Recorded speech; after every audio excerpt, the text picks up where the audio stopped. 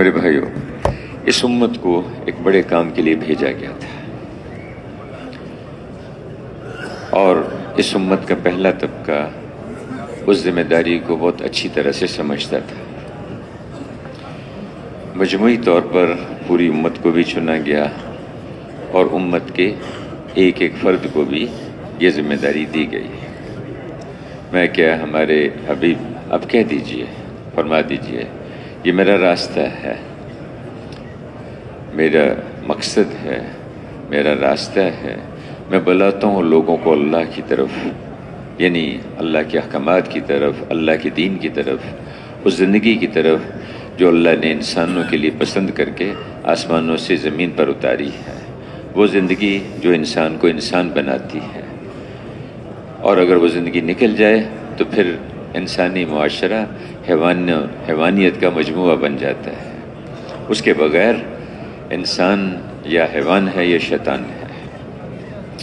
وہ زندگی جو انسانوں کو انسان بناتی ہے، اس کی طرف بلانے کے لیے اللہ انبیاء کرام کو بھیجتے ہیں، اور اس کی جو مکمل ترین شکل رسول اللہ صلی اللہ علیہ وسلم کے ذریعے سے امت کو دی، اتنی مکمل، اتنی جامع کہ نہ اس میں کسی ایک تنکے کے داخل کرنے کی گنجائش ہے، نہ نکالنے کی گنجائش ہے۔ ایک یہودی حضرت عمر رضی اللہ عنہ کے پاس آیا، کہنے لگا کہ قرآن میں ایک آیت اتری ہے، اگر ہمارے ہاں وہ آیت اترتی تو ہم اس کو اس دن ہم عید کا دن سمجھتے، عید کا دن مناتے۔ پوچھا کہ وہ کون سی آیت ہے؟ تو اس میں کہا یہ جو آیت ہے جس میں کہا گیا کہ آج ہم نے اپنے دین کو تمہارے اوپر مکمل کر دیا ہے، اور اب قیامت تک اسلام ہی آپ کا دین ہوگا، اسی سے اللہ راضی ہوگا اور کوئی دین نہیں چلے گا۔ اگر یہ آیت ہمارے اوپر اترتی تو ہم اس کو عید کا دن مناتے۔ اس پہ حضرت عمر رضی اللہ عنہ نے کہا کہ ہاں مجھے معلوم ہے بھائی، یہ لاؤڈ سپیکر والوں سے درخواست ہے کہ عربی کے حلقے کی آواز یہاں ممبر تک آ رہی ہے، تھوڑا سا ذرا اس کو ہلکا کر دیں۔ تو کہ اس دن دو عیدیں تھیں ہمارے ہاں، دو عیدیں تھیں۔ ایک تو جمعہ کا دن تھا، اور جمعہ ہر مسلمان کے لیے عید کی طرح ہوتا ہے، نہاؤ دھو، کپڑے پہنو صاف ستھرے، مسجد کی طرف کو چلو۔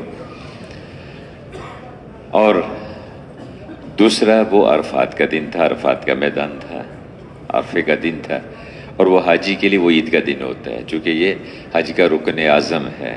جو عرفات میں پہنچ گیا 9 ذی الحج کو، اس کا حج ہو گیا۔ تو ہماری تو دو عیدیں اس دن جمع تھی۔ حضرت عمر رضی اللہ عنہ ایک دفعہ ایک کتاب، غالباً تورات کے کچھ صفحے تھے یا دانیال علیہ السلام کا صحیفہ تھا، لائے۔ حضور صلی اللہ علیہ وسلم سے عرض کیا کہ یا رسول اللہ، اس میں بھی اس طرح کی باتیں لکھی ہوئی ہیں جیسی آپ ہمیں بتاتے رہتے ہیں۔ تو آپ نے دیکھا تو دیکھ کے آپ ناراض ہو گئے، غصے میں آ گئے۔ حضرت عمر رضی اللہ عنہ کی نگاہ آپ کے ادب کی وجہ سے بھی، اور شاید اس صحیفے کو دیکھ رہے تھے، اس طرف چہرے کی طرف نگاہ نہیں گئی۔ ایک صحابی دیکھ رہے تھے، انہوں نے دیکھا اور کہا کہ عمر دیکھ نہیں رہے، اللہ کے رسول غصے میں ہے، تیری ماں تجھے روئے، دیکھ نہیں رہا۔ تو فوراً کتاب کو بند کیا، کہا میں اللہ اور اللہ کے رسول کے غصے سے اللہ کی پناہ مانگتا ہوں۔ فرمایا کہ عمر ابھی تک دھوکے میں پڑے ہوئے،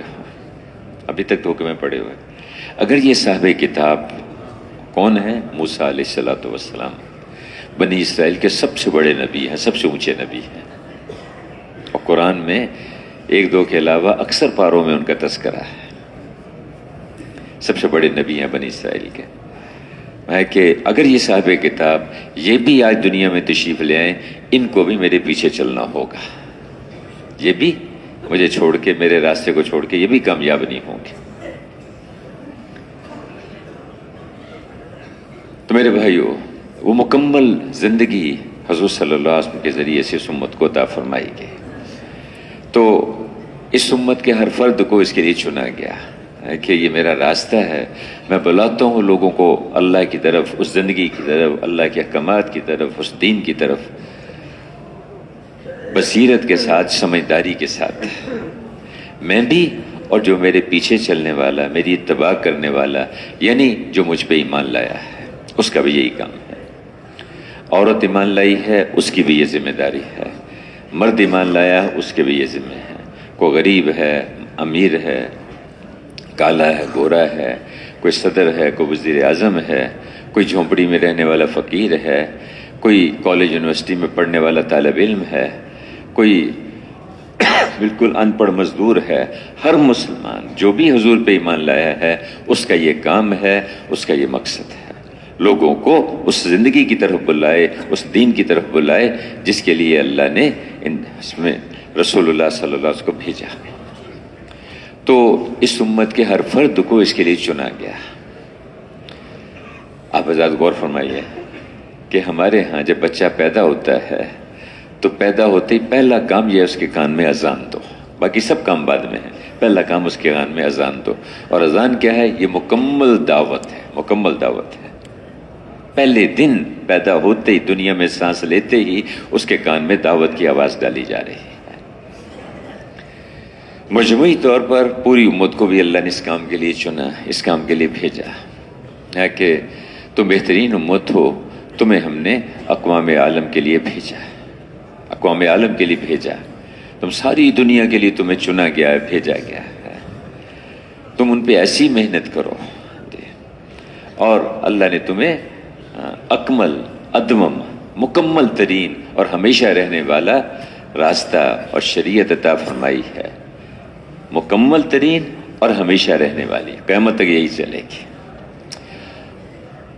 اور تمہیں سب سے افضل اور اشرف، سب سے اونچے، سب سے شریف، سب سے بڑے نبی اللہ نے تمہیں عطا فرمایا ہے، اور تمہاری ذمہ داری ہے اقوام عالم پر ایسی محنت کرو کہ ان کو جنت کے دروازے پہ لا کھڑا کرو۔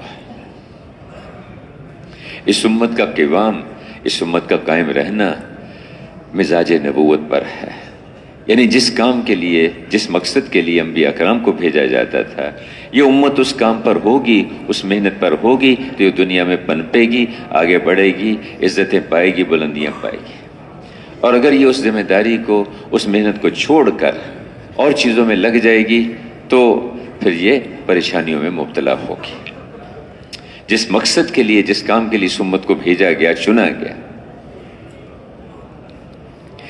میرے بھائیو، ہم یہاں جو جمع ہوتے ہیں کہ ہم ہر مسلمان اس پر آ جائے کہ میں سارے عالم کا ذمہ دار ہوں اور ساری دنیا کے انسانوں کو اللہ کی بندگی پہ لانا، اللہ کی فرمانبرداری پہ لانا میری ذمہ داری ہے، مجھے اللہ نے اس کے لیے پیدا کیا ہے۔ بس ہم اپنی اس حیثیت کو بھول گئے۔ اس امت کا پہلا طبقہ بہت اچھی طرح سے اس ذمہ داری کو سمجھتا تھا، لیکن آہستہ آہستہ ماحول ایسا بن گیا، فضا ایسی ہو گئی، اجی مجھے تو تاجر بننا ہے، مجھے تو افسر بننا ہے، مجھے بڑا ڈاکٹر بننا ہے، مجھے جو ہے وہ حکومت کا وزیر اعظم اور صدر بننا ہے۔ تو ماحول ایسا بن گیا، حالانکہ ہمارا تو بچہ اس کام کے لیے بھیجا گیا تھا۔ گھروں میں مائیں بچوں کی تربیت کرتی تھیں، مائیں بچوں کو لوریاں دیتی تھیں کہ ہمارا بیٹا بڑا ہوگا، اللہ کے راستے میں نکلے گا، اللہ کے دین کا کام کرے گا، اور سب سے بڑی عبادت اللہ کے راستے کی شہادت، اللہ کے راستے کی موت، اس کا ثواب حاصل کرے گا۔ مائیں بچوں کی تربیت کرتی تھیں، تیار کرتی تھیں کہ تم نے اللہ کے کلمے کو دنیا میں پھیلانا ہے۔ ہم اپنی اس حیثیت کو، اس کو سمجھنے والے ہیں۔ میرے بھائیو، اس ذمہ داری پر آنا، اب وہ ساری دنیا کے انسانوں کو زندگی پہ لے کے آنا جو زندگی اللہ کے ہاں پسندیدہ ہے اور جو انسانوں کے لیے کامیابی کا راستہ ہے۔ اس کے علاوہ اور کوئی راستہ ہے نہیں انسانیت کے مسائل کے حل ہونے کا، ایک ہی راستہ ہے۔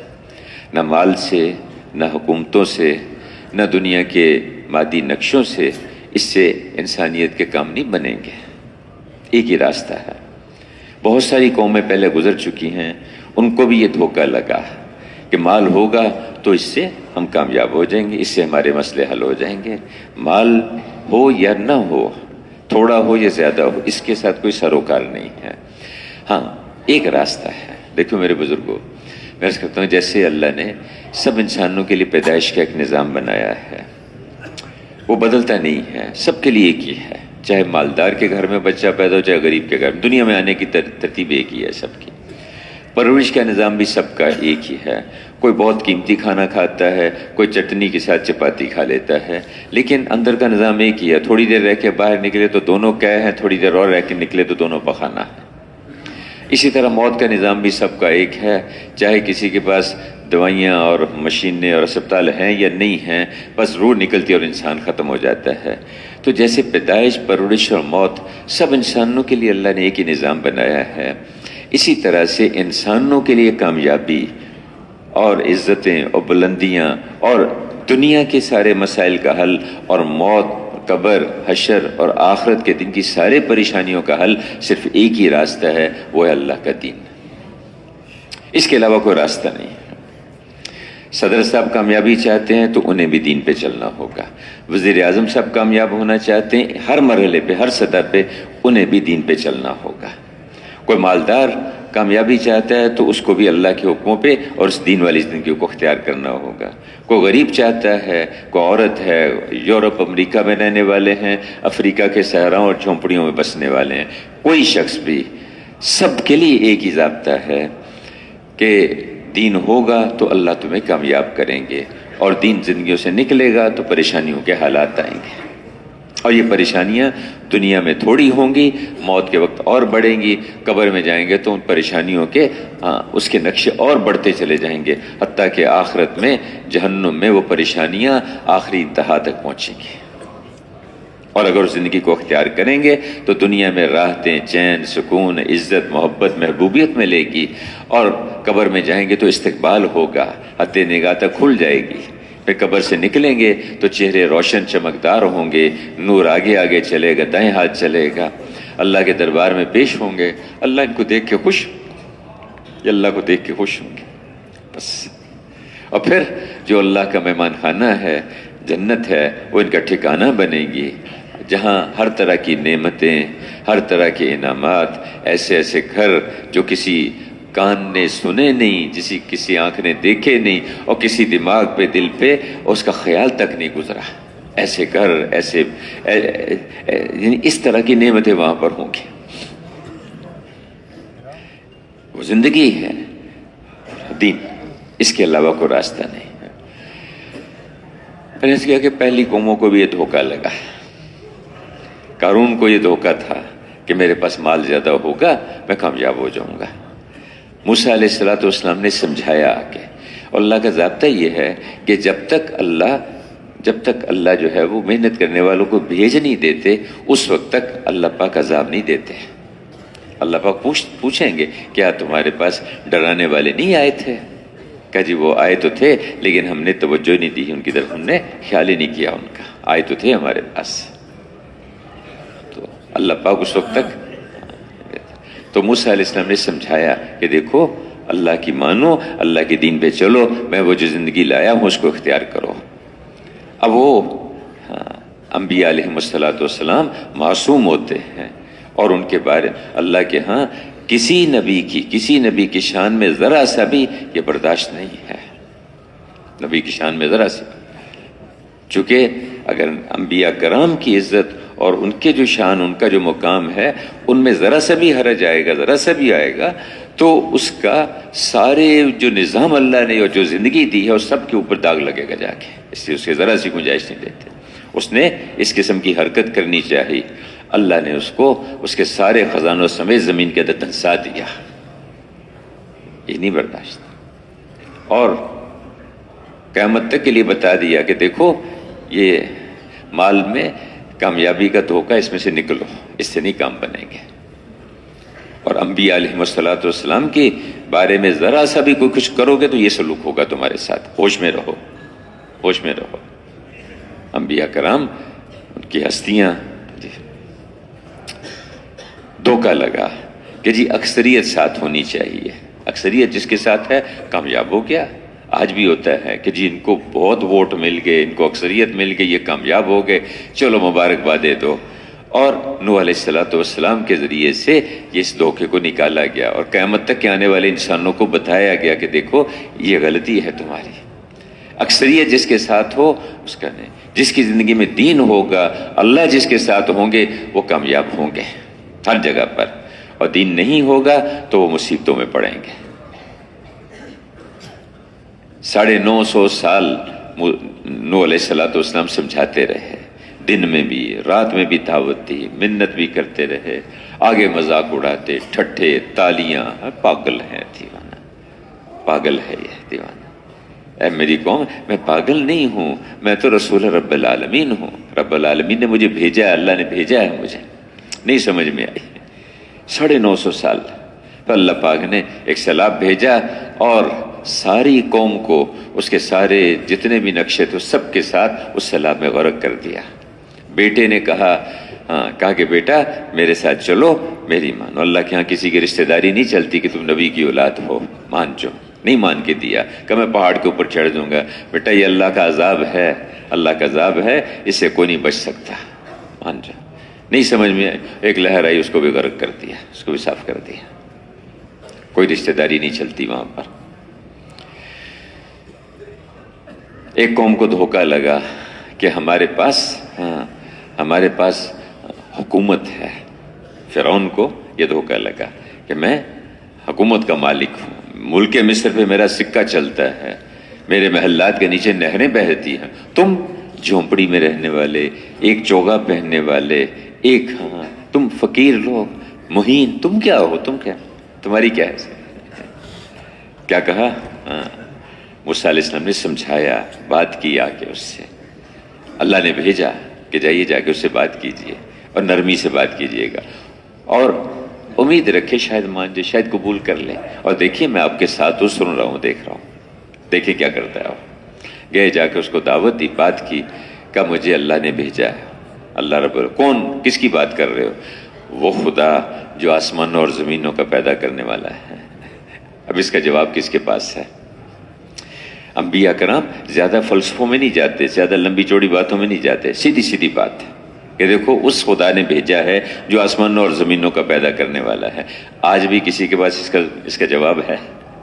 سوائے اللہ کے کون ہے جو دعویٰ کرنے والا کہ آسمان میں نے بنائے، زمینیں میں نے بچھائی ہیں، پہاڑ میں نے گاڑے ہیں، سمندر میں نے کھودے ہیں؟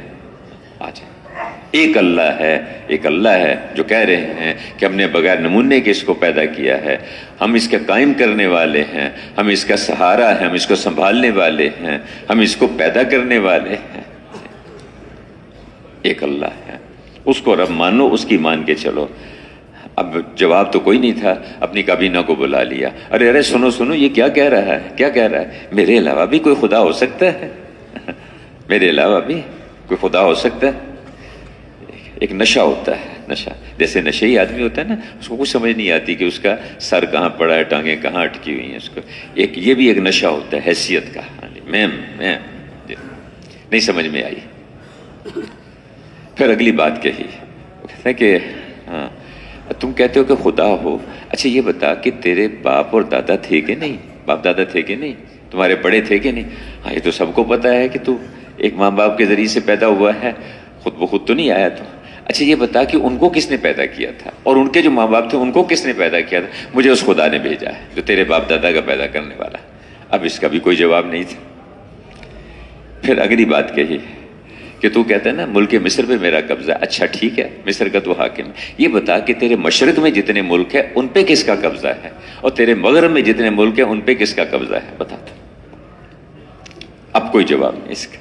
جب جواب نہیں ہوتا تو پھر لڑنے مرنے پہ آ جاتا ہے. پھر اللہ پاک اس کا خود انتظام کرتے ہیں. اور پھر کیا کیا؟ اللہ نے ساری کابینہ پارلیمنٹ اور ساری فوجوں سمیت لے جا کے بحر کلزم میں غرق کر دیا، اور قیامت تک کے آنے والے انسانوں کو سمجھا دیا کہ دیکھو یہ جو دائی ہیں ان کی بات کا رد نہ کرو، ان کے مقابلے پر نہ آؤ، ورنہ یہ ہوگا تمہارے ساتھ. ٹھیک ہے تم کتنی بڑی حکومت کے مالک ہو اور کتنے بڑے فوجوں اور ہتھیاروں کے تم مالک ہو، اس پہ ہوش کے ساتھ چلنا. یہ قیامت تک کے لیے اصول ہیں، قرآن قیامت تک کے لیے آیا ہے. بتا دیں یہ ضابطے ہیں اللہ کے، اور اللہ کے ضابطے بدلتی نہیں ہیں. اسی طرح نمرود کو بھی یہی دھوکہ لگا کہ میں بھی خدا ہوں، میرے سامنے سجدے کرو، مجھ سے روزی مانگو. یہ کہتا ہے ابراہیم علیہ السلام کو اللہ نے بھیجا. اللہ کی عجیب شان ہے، دو آدمی گزرے ہیں تاریخ میں جنہوں نے خدائی کا دعویٰ کیا ہے، ایک نمرود اور ایک فرعون.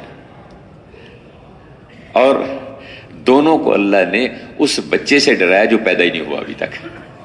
دونوں کو اللہ نے ان بچوں کا خوف دل میں ڈال دیا جو ابھی پیدا ہی نہیں ہوئے. اب ابراہیم علیہ السلام نے جا کے سمجھایا، دعوت دی، بات کی. انبیاء کرام بہت ہی شفقت کے ساتھ، بہت خیر خواہی، ہمدردی کے ساتھ جا کے بات کرتے ہیں. صاف کہتے ہیں کہ دیکھو میں تمہارا خیر خواہ ہوں اور میں امانت دار ہوں، جو میرے اندر ہے وہی میرے باہر ہے، میں کوئی دھوکہ نہیں دے رہا تمہیں. اور پھر مجھے تم سے چاہیے کچھ نہیں، پورا استغنا، مجھے کچھ نہیں چاہیے. سب اپنے پاس رکھو، تم اپنے ملک اپنے پاس رکھو، اپنی حکومتیں اپنے پاس رکھو، اپنے مال کے ڈھیر اپنے پاس، ایک دن کا نہیں ہمیں تم سے چاہیے. اور ہم تو یہ بھی نہیں چاہتے کہ تمہارا شکریہ ہی ادا کر دو، یہ بھی نہیں چاہتے. ہم اللہ نے ہمیں بھیجا، ایک کام کے لیے بھیجا. اب ابراہیم علیہ السلام نے سمجھایا کہ دیکھو میں اس خدا کی طرف بلاتا ہوں جو زندہ بھی کرتا ہے، مارتا بھی. میں اس خدا کی طرف دعوت دیتا ہوں جو بیمار ہو جاتے ہیں تو تندرستی دیتا ہے. اور اس خدا کی طرف تجھے بلانے کے لیے آیا ہوں جو سورج کو مشرق سے نکالتا ہے، مغرب میں غروب کرتا ہے. اس کی مان کے چلو. اس کی جب نہیں سمجھ میں آئی اور انبیاء کرام کا مذاق اڑاتے ہیں، مقابلے پر آتے ہیں، ٹکراؤ پہ آتے ہیں، تو پھر یہ پوری ہمدردی اور شفقت کے ساتھ، خیرخواہی کے ساتھ چلتے ہیں. ان کے اندر ان کی کہ بھی کسی طرح یہ ہمیشہ کی مصیبتوں سے بچ جائے. ماں سے، باپ سے زیادہ شفیق ہوتے ہیں انبیاء کرام. جب نہیں سمجھ میں آئی پھر اللہ کے اوپر سے ایک نظام چلتا ہے. اللہ نے پھر ایک مچھر کے ذریعے سے وہ سر جس کے سامنے سجدے کروائے جاتے تھے، اسی سر پہ اللہ نے جوتے لگوائے. حکم اس کا چلتا ہے، نظام اس کا چل رہا ہے، اس کا نظام چلتا ہے. ایک قوم کو دھوکہ لگا کہ ہم اپنی خواہشات پہ چلیں گے، اپنی مرضی پہ چلیں گے. چاہے لڑکے ہیں چاہے لڑکیاں ہیں، وہ ہم تو غلاظت میں اپنی مرضی پہ چلیں گے، اپنی خواہشات پہ چلیں گے. ایک دوڑ لگتی ہے دنیا کے اندر، خواہشات پوری کرو. پابندیاں، پابند بن کے چلنا، پابند بن کے چلنا، یہ انسانی زندگی ہے. کوئی نظام دنیا کا پابندیوں کے بغیر چل نہیں سکتا. سڑک پہ ٹریفک چل رہی ہے، پابند بن کے چلیں گے تو نظام ٹھیک چلے گا. اور ہر آدمی اپنی مرضی پہ چلے گا تو سارا درم برم ہو جائے گا. صبح 8 بجے دفتر لگتا ہے، کوئی 9 بجے، کوئی 10 بجے، کوئی 11 بجے پہنچے گا، سارا نظام ٹوٹ پھوٹ جائے گا. پابندیاں انسانی زندگی کا نام ہے، اور مطلق آزادی یہ حیوانیت ہے، حیوانی زندگی کا نام ہے. جو چاہے کھاؤ، جدھر چاہے جاؤ، جو چاہے پہنو، جو چاہے یعنی یہ حیوانی زندگی ہے. انسانی زندگی کیا ہے؟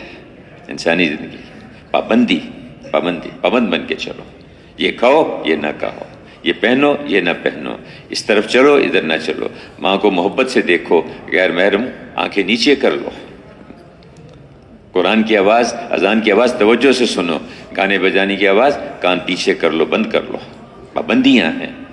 پابندیوں کا نام انسانی زندگی ہے، اور پابندیوں کا نام اسلام ہے. پابندیوں کا نام اسلام ہے. تو نہیں سمجھ میں آئی. لوط علیہ السلام نے سمجھایا کہ دیکھو یہ تو حیوانیت ہے، حیوانیت سے بھی گھٹیا، اس سے بھی گری ہوئی حرکت ہے، جانوروں سے بھی. اس کو چھوڑ دو، اس کو. اب مذاق اڑانے لگ گئے، نبی کا مذاق اڑانے لگ گئے.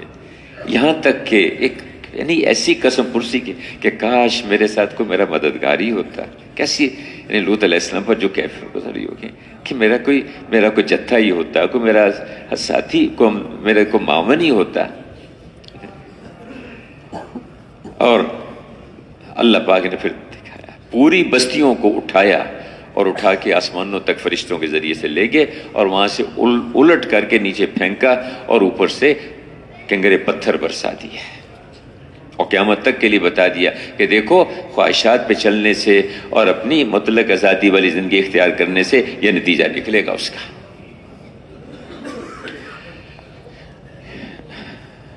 کسی قوم کو دھوکہ لگا کہ ہماری بدنی قوت، ہم اٹے کٹے ہیں، پہلوان ہیں، ہمارے پاس ہم سے زیادہ طاقتور کون ہے، یعنی جیسے جھاڑی کو ایسے اکھاڑ کے پھینکتے ہیں نا جی، جھاڑی کو زمین سے، اس طرح وہ بڑے بڑے درختوں کو ایسے اکھاڑ کے پھینک دیتے تھے، لمبے چوڑے ان کے قد تھے، اونچے لمبے۔ ہود علیہ السلام نے سمجھایا، منت سماجت کی کہ دیکھو اس اکڑ میں نہ ہو، اس اکڑ میں نہ ہو، اللہ کی مان کے چلو اور میں جو زندگی لایا ہوں اس کو اختیار کرو، میری قوم مان کے چلو۔ انبیاء کرام تو ماں سے زیادہ شفیق، باپ سے زیادہ شفیق ہوتے ہیں، اپنی پوری کوشش کرتے ہیں۔ نہیں سمجھ میں آئی، اور پھر اللہ پاک کا اپنا نظام چلا اوپر سے، ایک ہوا آئی اور اس نے اٹھا کے ایسے پٹک پٹک کے پھینکا کہ سر ایک طرف اور دھڑ ایک طرف، ایسے پڑے ہوئے تھے جیسے کھجور کے کٹے ہوئے تنے ہوتے ہیں۔ ایک اور قوم کو دھوکہ لگا کہ قوم سمود، کہ ہمارے پاس یعنی کیا اس کے صنعتی ترقی، ایسی ترقی کہ اس انداز کا نظام کہ پہاڑوں کے اندر انہوں نے کھود کے اندر جا کے، یہاں تو ایک سرنگ بنانی پڑتی ہے تو اچھا خاصا وہ کئی سال لگ جاتے ہیں، ایسا نظام پہاڑوں کے اندر کھود کے اندر کالونیاں بنا لی، اندر رہائشی جگہ بنائی اندر، تاکہ وہ جو ہوا کا عذاب آیا تھا قوم عاد پر وہ ہمارے اوپر نہ آئے، اس سے ہم بچیں گے۔ سمجھایا صالح علیہ السلام نے، منت سماجت کرتے رہے کہ اللہ کی مان کے چلو، اللہ کے حکموں کو پورا کرو اور میں جو زندگی لایا ہوں اس کو اختیار کرو۔ نہیں سمجھ میں آئی، پھر اللہ پاک نے فرشتے کی چیخ کے ذریعے سے ان کے کلیجے پھاڑ دیا، سب صاف کر دیا۔ یہ سب جتنے بھی ضابطے ہیں ہمیں سنائے جا رہے ہیں، قرآن ہمارے لیے ہے، وہ تو چلے گئے ان کے ساتھ جو کچھ ہوا۔ ایک قوم کو یہ سمجھ میں آئی یہ کہ زرعی ترقی کر لو، حلال طریقے سے لو، حرام طریقے سے لو، اس کی پرواہ نہیں ہے، زرعی ترقی میں آگے بڑھو، بڑے بڑے ڈیم بنا لو، بڑے بڑی کھیتیوں کا نظام بنا لو، باغات شاندار قسم کے بنا لیے، ڈیم بنا لیے۔ سد المعارب یمن میں اتنا بڑا ڈیم تھا کہ اس کے 70 نہریں اس سے نکلتی تھی، سد المعارب 70 نہریں نکلتی تھی۔ انبیاء کرام ایک کے بعد دوسرا، دوسرے کے بعد تیسرا، بعض جگہ آتا ہے کہ 13 انبیاء کرام آئے، آ کے سمجھایا، دعوت دی کہ ٹھیک ہے یہ سب، لیکن اللہ کے حکموں پہ چلو اور میں جو طریقے لے کے آؤں، میں جو زندگی لے کے آؤں اس کو اختیار کرو۔ لیکن نہیں سمجھ میں آئی، نہیں مان کے دیے۔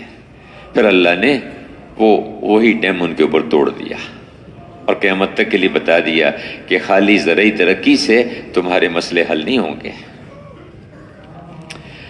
ایک قوم کو دھوکہ لگا کہ تجارتی منڈیوں کے مالک بن جائے، اس سے ہمارے کام بن جائیں گے۔ تجارتی منڈیوں، بڑے بڑے دنیا کے تجارتی مراکز، ان پہ ہمارا قبضہ ہونا چاہیے۔ شعیب علیہ السلام کی قوم، کہا کہ دیکھو انصاف کے ساتھ چلو، دھوکہ نہ دو، ملاوٹ نہ کرو، کم نہ تولو۔ انبیاء کرام تو سمجھاتے ہیں اور منت سماجت کرتے ہیں، لیکن جب آخری حد ہو جاتی ہے سمجھانے میں اور مان کے نہیں دیتے تو پھر اللہ کا اوپر سے نظام چلتا ہے۔ اللہ پاک نے بادلوں سے آگ برسی، زمین سے زلزلہ آیا اور سب کو صاف کر دیا۔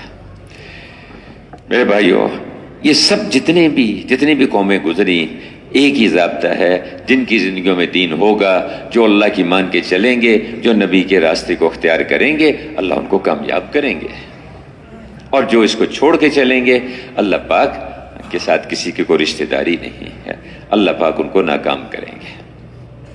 اور یہ ناکامی دنیا میں چھوٹی اور تھوڑی ہوگی، اور مرنے کے بعد کی زندگی میں بہت بڑے پیمانے پہ ناکامی دیکھیں گے۔ ایک راستہ ہے کہ وہ دینی زندگی وجود میں آئے، دین زندگیوں میں آئے۔ میرے بھائیو دوستو، اس امت کو اس لیے بھیجا گیا کہ اقوام عالم کو اس زندگی کی طرف دعوت دے، اس زندگی کی طرف بلائے۔ پورا دین، اس میں ایمان بھی ہے، عبادات بھی ہیں، اس میں اخلاق بھی ہیں، اس میں معاش اور کاروبار کا طریقہ بھی ہے۔ اللہ کے فضل سے اللہ پاک نے پوری زندگی دی ہے، اور اس میں کسی ایک چیز میں بھی کہ ادھر ادھر دیکھنے کی ضرورت نہیں ہے۔ اللہ نے ایک مکمل زندگی عطا فرمائی ہے، اور اس کا نظام اللہ نے ایسا بنوا دیا کہ آپ صلی اللہ علیہ وسلم نے اس زندگی کو امت کے سامنے رکھا، حضرات صحابہ کرام کے سامنے کھول کھول کے بیان کیا، سمجھایا، پھر ان کو اس پہ عملاً چلایا، اور چلنے کے بعد افراط و تفرید سے ان کو بچایا، اور ایک مجموعہ تیار کر دیا کہ جو اس زندگی کو لے کے اقوام عالم کے پاس جانے والا بنا۔ میرے محترم بھائیو، وہ زندگی صحیح انسانی زندگی ہے اور مکمل زندگی ہے، لیکن ہم سے کوتاہی ہوئی کہ بعد والوں سے وہ محنت چھوٹ گئی۔ اس کے چھوٹ جانے کی وجہ سے آہستہ آہستہ ایمان میں ضعف آتا چلا گیا، عبادات میں کمی آئی، اخلاق میں بگاڑ آیا، معاملات میں خرابیاں آنا شروع ہو گئیں، اور میرے بھائیوں مسلمان بستیاں اسلام میں اس سے دور ہوتی چلی گئیں۔ اس کی وجہ سے پھر اللہ کی طرف سے ناراضگی آئی، اور بہت سارے حالات امت کو دیکھنا پڑے۔ تو اس سب کا حل یہ ہے کہ پوری امت اپنے اس کام پر آئے، اس ذمہ داری پر آئے جس کے لیے اللہ نے بھیجا ہے، جس کے لیے اللہ نے چنا ہے۔ ہمیں اللہ پاک نے سارے عالم کے انسانوں کے لیے بھیجا ہے۔ ہم ایک ایک مسلمان کے پاس جا کے اس کو اس پہ لانے کی کوشش کریں گے کہ دیکھو، انبیاء کرام پہلی بات جو جا کے کہتے ہیں اپنی قوموں سے، کیا کہتے ہیں؟ یا قوم عبد اللہ، اے میری قوم اللہ کے بندے بن کے چلو، اللہ کی مان کے چلو، اس کے غلام بن کے چلو، اس کی اطاعت، اس کی فرمانبرداری والی زندگی اختیار کرو۔ اور رسول اللہ صلی اللہ علیہ وسلم مکہ کی گلیوں میں، ذوالمجاز، عکاظ اور مجنہ کے میلوں میں، اور کبھی آپ منا کے میدانوں میں اور خیموں میں جا کے ایک ایک کو جا کے سمجھاتے ہیں کہ یا ایھا الناس قولوا لا الہ الا اللہ تفلحوا، اے دنیا بھر کے انسانوں لا الہ الا اللہ کہو، اس کو یقین بٹھاؤ، اس کے مطابق زندگی بناؤ اپنی، اس پہ اللہ تمہیں کامیاب کریں گے۔ لا الہ الا اللہ، دلوں کے اندر اس یقین کو اتارو کہ اللہ کے علاوہ کوئی بھی پیدا کرنے والا نہیں ہے، کوئی بھی خالق نہیں، کوئی بھی رب نہیں ہے، کوئی بھی مالک نہیں ہے۔ کائنات کا ذرہ ذرہ اس پہ اس کا قبضہ ہے۔ وہ ذات وہ ہے جس نے آسمانوں کو پیدا کیا، جس نے زمینوں کو بنایا۔ وہ ذات وہ ہے جو سورج کو مشرق سے نکالتی ہے، مغرب میں غروب کرتی ہے۔ وہ ذات ہے جو سردی کو گرمی میں، گرمی کو سردی میں بدل دیتی ہے، دن کو رات پہ اور رات کو دن پہ لپیٹ دیتی ہے۔ وہ ذات ہے، اللہ کی ذات ہے جس نے سارا نظام بنایا ہے۔ اس کا علم اتنا مکمل، اتنا جامع ہے کہ وہ درختوں کی پتوں کی تعداد کو جانتا ہے، بارش کے قطروں کی تعداد کو جانتا ہے، دن جن چیزوں کو روشن کرتا ہے اس کو بھی وہ جانتا ہے، رات جن جن چیزوں کو چھپا لیتی ہے اس کا بھی اس کو علم ہے۔ دو آسمان اپنے درمیان میں اور دو زمینیں اپنے بیچ میں، کوئی چیز اس کی نگاہ سے چھپا نہیں سکتے۔ پہاڑ اپنے غاروں میں، سمندر اپنی تہوں میں، کوئی چیز اس سے چھپا نہیں سکتے۔ ذات اتنی بڑی ذات ہے، اس ذات کو پہچانو اور اس کی مانو، اس کے بندے بن کے چلو۔ نے فرمایا عبداللہ ابن عباس رضی اللہ عنہ، چھوٹی عمر تھی، آپ کے ساتھ جا رہے تھے، آپ کے چچا زاد بھائی ہیں، کہا بیٹے لڑکے تجھے کچھ باتیں کہتا ہوں، توجہ سے سننا، توجہ سے سننا۔ فرمایا کیا لڑکے، دیکھ تو اللہ کی حفاظت کر، اللہ تیری حفاظت کرے گا، اور تو اللہ کی حفاظت کر تو اللہ کو اپنے سامنے پائے گا۔ یہاں علماء کرام بتاتے ہیں کہ اللہ کی حفاظت سے مراد اللہ کے دین کی حفاظت ہے، اللہ کے احکامات کی، اللہ کے دین کی حفاظت ہے، تو اللہ کو اپنے سامنے پائے گا۔ اے لڑکے، جو بات تجھے پہنچی ہے وہ ہر حال میں تجھے پہنچنی تھی، خوشی، غم، راحت، عزت، جو بھی پہنچے وہ تجھے ہر حال میں پہنچنی تھی، اور جو نہیں پہنچی وہ کبھی بھی تجھ تک نہیں پہنچنی تھی۔ اے لڑکے، اے بیٹے، ساری دنیا کے لوگ مل جائیں، مل کر تجھے کوئی نفع دینا چاہیں تو نہیں دے سکتے، مگر وہ جو اللہ نے پہلے سے تیرے لیے لکھ رکھا ہے۔ اور ساری دنیا کے لوگ مل جائیں اور مل کر تجھے کوئی نقصان پہنچانا چاہیں، نہیں پہنچا سکتے، مگر وہ جو اللہ نے تیرے لیے پہلے سے لکھا ہوا ہے۔ اور دیکھ بیٹا، تقدیر کا قلم ہر چیز کو لکھ چکا ہے، سیاہی خشک ہو چکی ہے اور قلم اٹھا لیا گیا ہے۔ اس کا نظام ہے، سب اس کے ارادے سے ہو رہا ہے، اس کے فیصلے سے ہو رہا ہے، پرورش اس کے ارادے سے کہ آدم کے بیٹے تو میرے علاوہ کسی اور کو تلاش نہ کر، اگر تو مجھے تلاش کرے گا تو تو مجھے پائے گا، اور اگر تو مجھے تلاش کرے گا تو تو مجھے پائے گا، اور اگر تو مجھے تلاش نہیں کرے گا تو میں بھی تجھ سے گم ہو جاؤں گا اور ساری بھلائیاں تجھ سے گم ہو جائیں گی۔ اے آدم کے بیٹے، میں نے تیری روزی تقسیم کر دی ہے، یہ تقسیم اوپر سے ہے، کسی کو زیادہ دیا، کسی کو تھوڑا دیا۔ اللہ، میں اپنے بندے کا حبیب بھی ہوں، اس کا طبیب بھی ہوں، حبیب بھی ہوں اور طبیب بھی ہوں جی۔ تو کسی کو اس کا فقر، وہ اس کو دین پہ قائم رکھے گا، اگر اس کو مالدار بنا دیا جائے تو وہ باغی ہو جائے گا، اور کسی کو جو غنا ہے وہ اس کو دین پہ قائم رکھے گا، اگر اس کو فقیر بنا دیا جائے تو وہ کفر میں جا کے گرے گا۔ اللہ پاک اپنے بندے کی حکمتوں کو جانتے ہیں کہ اس کے ساتھ کیا معاملہ کرنا۔ تو کہ میں نے تیری روزی تقسیم کر دی ہے، اگر تو میری تقسیم پر راضی ہو گیا تو تیرے دل اور بدن کو راحت دوں گا اور تو میرے نزدیک محبوب لوگوں میں سے شمار ہوگا، اور اگر تو میری تقسیم پر راضی نہ ہوا تو میری عزت کی قسم، میرے جلال کی قسم، دو قسمیں کھائیں، وعزتی و جلالی، میری عزت کی قسم، میرے جلال کی قسم، دنیا کو تیرے اوپر مسلط کر دوں گا۔ تو دنیا میں ایسے بھاگتا پھرے گا جیسے جنگل میں جانور بھاگتا ہے، لیکن تیری بھوک دور نہیں ہوگی، اور میرے نزدیک تو ذلیل اور گرے پڑے لوگوں میں شمار ہوگا، گھٹیا لوگوں میں شمار ہوگا۔ ایک علاقے کا ایک ادب ہے وسطی ایشیا کا، جیسے اردو ادب کے کچھ واقعات، کچھ کہانیاں ہوتی ہیں، اسی طرح وہاں کے ایک ادب کی ایک کہانی ہے کہ ایک بہت ساری چیزیں سمجھانے کے لیے اس قسم کے واقعات ان کو آگے لکھا جاتا ہے، آگے بچوں کو سکھایا جاتا ہے۔ ایک بڑا زمیندار تھا، اس کا ایک مزارع تھا، تو کسی بات پر وہ زمیندار اس سے بہت خوش ہوا، اور خوش ہو کے اس نے اسے کہا کہ بھئی میری یہ زمین ہے، سورج نکلنے سے لے کر سورج غروب ہونے تک تم چل کے جتنی زمین گھیر لوگے وہ ساری زمین میں تمہیں انعام دے دوں گا۔ اس نے دن طے ہو گیا، اور وہ جو مزارع تھا اس نے سورج نکلنے کے بعد چلنا شروع کیا، چلتا رہا۔ تھوڑی دیر کے بعد اس کو خیال آیا کہ میں تو آہستہ چل رہا ہوں، مجھے تیز چلنا چاہیے تاکہ زمین اور ہو جائے۔ تیز چلنا شروع کر دیا، پھر خیال آیا کہ مجھے تو دوڑنا چاہیے، دوڑنا شروع کر دیا۔ دوڑتے سورج اوپر آتا گیا، حتیٰ کہ سورج چلتے چلتے سر پہ آ گیا، رکا نہیں، نہ پانی پیا نہ سانس لیا، میری زمین کم نہ ہو جائے، حتیٰ کہ سورج ڈھلنا شروع ہو گیا۔ دوڑتا رہا، ہانپتا رہا، کانپتا رہا، دوڑتا رہا، کہیں زمین کم نہ ہو جائے۔ چلتے چلتے سورج غروب ہونے کے قریب ہو گیا، اتنا تھک کے چور ہو گیا کہ وہاں گر گیا۔ جب گرا تو گرتے ہی مر گیا۔ وہ جو زمیندار تھا بڑا، اس کو پتہ چلا، وہ اپنے گھوڑے پہ وہاں آیا، گھوڑے سے نیچے اترا، اس کے ہاتھ میں ایک چھڑی تھی، اس نے دیکھا اس کی لاش پڑی ہوئی تھی، اس کے گرد ایک لکیر لگائی اور ایک جملہ بولا کہ یہ زمین کا ٹکڑا اس کی ضرورت تھی، بس اس حرص نے اس کو ختم کر دیا۔ تو اگر تو میری تقسیم پر راضی ہو گیا تو تیرے دل اور بدن کو راحت دوں گا، اور اگر تو میری تقسیم پر راضی نہ ہوا تو میری عزت کی قسم، میرے جلال کی قسم، دنیا کو تیرے اوپر مسلط کر دوں گا۔ تو دنیا میں ایسے بھاگتا پھرے گا جیسے جنگل میں جانور بھاگتا، تیری بھوک دور نہیں ہوگی، اور پھر بھی تو میرے نزدیک ذلیل لوگوں میں سے شمار ہوگا، گھٹیا لوگوں میں شمار ہوگا۔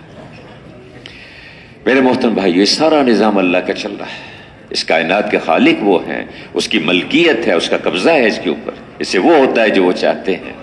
حالات جتنے ہیں سب اس کی مخلوق ہیں، چیزیں الگ مخلوق ہیں، حالات الگ مخلوق ہیں۔ امن بھی اللہ کے ارادے سے ملتا ہے، اور بے امنی بھی اسی کے فیصلے سے آتی ہے۔ دلوں میں محبت ہوگی یا نفرت ہوگی، اس کا فیصلہ آسمانوں سے ہوتا ہے کہ اگر تم دنیا بھر کے خزانے خرچ کر لیتے، تم آپس میں دلوں میں محبت نہیں پیدا کر سکتے تھے۔ یہ ہم نے دلوں میں محبت پیدا کی ہے، اور اس کا راستہ ایمانی زندگی ہے، دینی زندگی ہے۔ اس کے ذریعے سے دلوں میں محبت پیدا ہوگی۔ حالات سب اللہ کی طرف سے آتے ہیں، چیزوں کا مہنگا ہونا، چیزوں کا سستا ہونا، اس کے فیصلے آسمانوں سے ہوتے ہیں کہ ہر روز بیت اللہ پر ایک فرشتہ اترتا ہے اور اتر کر اعلان کرتا ہے، ایک جھنڈا گاڑتا ہے اور اعلان کرتا ہے کہ آج دنیا کی فلانی منڈی میں فلانی چیز کا یہ بھاؤ ہوگا اور فلانی چیز کا یہ بھاؤ ہوگا۔ جب اللہ پاک کی نعمتوں کو صحیح رخ سے استعمال کیا جاتا ہے تو اللہ پاک ان میں برکت عطا فرماتے ہیں، ان کو بڑھا دیتے ہیں۔ جب شکر ادا کریں گے، اور یہ شکر کا حصہ ہے کہ آدمی اللہ کی مرضی کے مطابق اس نعمت کو استعمال کرے، تو اللہ اپنی نعمت کو اور بڑھاتے ہیں۔ اور جب کسی نعمت کو اللہ کی مرضی کے خلاف اور اللہ کے احکامات کے خلاف اس کو استعمال کیا جاتا ہے تو پھر اللہ کی طرف سے ناراضگی آتی ہے اور اللہ اپنی نعمتوں کو لے لیتے ہیں، مشکل کر دیتے ہیں۔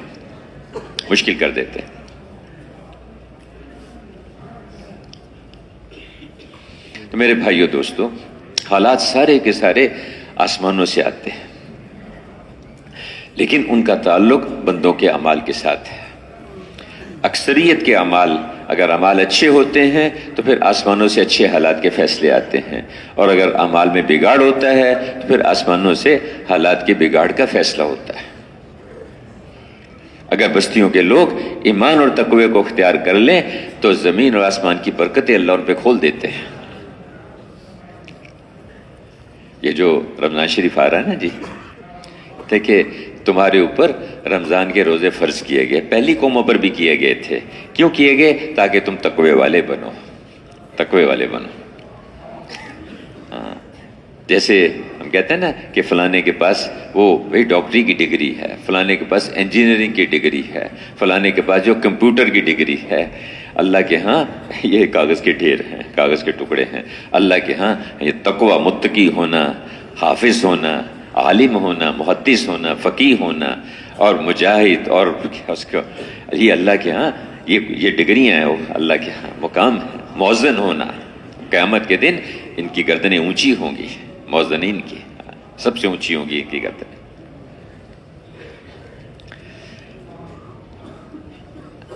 تو متقی ہونا، تقوی والا ہونا۔ دیکھیے تقوی، اللہ اکبر، کیا ہے؟ جیسے ایک آدمی جنگل میں سے گزر رہا ہوتا ہے، دائیں بائیں جھاڑیاں ہوتی ہیں، اس میں سے بچتا بچاتا ہوگا، اپنے کپڑے بھی بچائے گا، اپنا جسم بھی بچائے گا، کوئی کانٹا نہ چبھ جائے، کوئی زخمی نہ ہو جائے، کوئی کپڑے نہ پھٹ جائیں، کوئی جوتا جو ہے اس میں کوئی پاؤں زخمی نہ ہو جائے، بچتا بچاتا بیچ میں سے، اس کو کہتے ہیں تقوی۔ اس طرح سے رہتے ہیں۔ اور ایک بڑے بزرگ فرماتے ہیں کہ تقوی کیا ہے کہ آدمی اپنے جو بظاہر اچھے اعمال ہیں اس میں سے بھی خامیاں تلاش کر لے، کمیاں تلاش کرے کہ مجھ سے یہ کمی ہو گئی، یہ کمی ہو گئی، یہ کمی ہو گئی، اس کو تقوی۔ تو جو تقوی والے ہوں گے، رمضان کے روزے اس لیے دیے گئے کہ ہم متقی بن جائیں، تقوی والے بن جائیں۔ اور جو میرے بھائیوں تقوی والے ہوں گے، اللہ پاک ان کو ایسی جگہ سے روزی دے گا جہاں سے وہ سوچ بھی نہیں سکتے، گمان میں بھی نہیں ہوگا، اور ہر تنگی سے اللہ ان کے لیے راستہ نکال دے گا۔ ایک صحابی بیٹھے تو وہ پیشاب کرنے کے لیے بیٹھے، تو اتنے میں ایک چوہا آ گیا، اور وہ تو انہوں نے اس کو ایسے روک دیا سے، تو وہ اندر سے بل سے ایک اشرفی نکال کے لے آیا، پھر دوسری لے آیا، پھر حتیٰ کہ 17 سونے کے سکے اس نے سامنے لا کر رکھ دیے، اور آخر میں وہ جو خالی جو تھیلی تھی وہ بھی لے آئے۔ حضور صلی اللہ علیہ وسلم انہوں نے وہ جو صحابی تھے انہوں نے اس کو اٹھایا اور حضور کے پاس آ گئے۔ اس صحابہ کرام کی خوبی تھی کہ جو بھی بات ہوتی آگے حضور کی خدمت میں پیش کرتے، پوچھتے تھے ہم سے، بڑوں سے پوچھ کے چلنا، ان کی نگرانی میں کام کرنا ہر سطح پر۔ دیکھو یہ نوجوان ہوتے ہیں نا جی، ماشاءاللہ بہت سارے نوجوان بیٹھے ہیں، ان میں قوت عمل ہوتی ہے، خوب بھاگ دوڑ ہمت والے ہوتے ہیں، لیکن سمجھ زیادہ نہیں ہوتی، تجربہ زیادہ نہیں ہوتا، وہ عمر کے ساتھ آتی۔ بعضی صفات ایسی ہیں جو عمر کے ساتھ آتی ہیں، وہ اس سے پہلے نہیں آتی، اس لیے انبیاء کرام کو عام طور پہ نبوت 40 سال کی عمر کے بعد ملتی ہے، اس سے پہلے نہیں۔ تو بعضی صفات عمر کے ساتھ انسان میں آتی، اس لیے کہتے ہیں نوجوان اپنے آپ کو اپنے علاقے کے بڑوں کے ساتھ جوڑ کے چلیں، اپنی مسجد کے بڑوں کے ساتھ ان کے تابع ہو کر چلیں۔ قوت عمل ہوگی اگر اپنے بڑوں کے ساتھ جڑ کر نہیں چلیں گے تو ان کی قوت عمل کو پتہ نہیں کون استعمال کرے گا، ان کو پتہ بھی نہیں چلے گا۔ تو اب انہوں نے اشرفیاں لی اور لے جا کے حضور کی خدمت میں پیش کیا کہ یا رسول اللہ یہ واقعہ میرے ساتھ پیش آیا۔ تو آپ نے کچھ چیزیں پوچھی اور اس کے بعد فرمایا کہ یہ تو غیب سے روزی ہے جو اللہ نے تمہیں عطا فرمائی ہے، اور جو تقوی والا ہوگا اللہ پاک اس کو ایسی جگہ سے رزق دے گا جہاں سے وہ سوچ بھی نہیں سکتا، خیال بھی نہیں ہوگا اس کو، اللہ پاک ایسی جگہ سے اس کا انتظام کرے گا۔ تو پرورش کا نظام اللہ کا ہے۔ تو میں کہ رمضان کے روزے اس لیے ملے کہ ہم تقوی والے بن جائیں، اور جو تقوی والا ہوگا کہ یہ کتاب جو ہے یہ متقیوں کے لیے ہدایت کا ذریعہ ہے، ان کو ہدایت دیتی ہے تقوی والے۔ اور وہ کون ہیں؟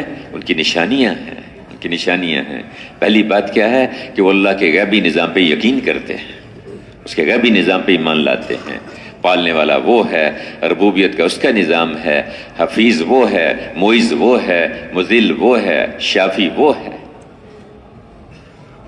اللہ کے غیبی اس پہ یقین رکھتے ہیں، غیبی نظام پہ یقین رکھتے ہیں۔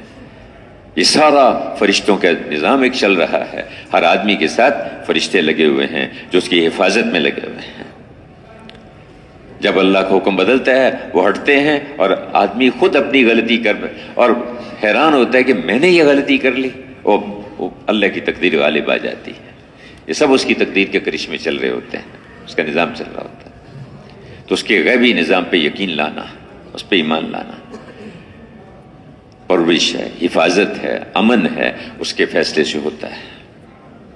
حالات اس کے بنانے سے بنیں گے، تو اس پہ یقین لانا۔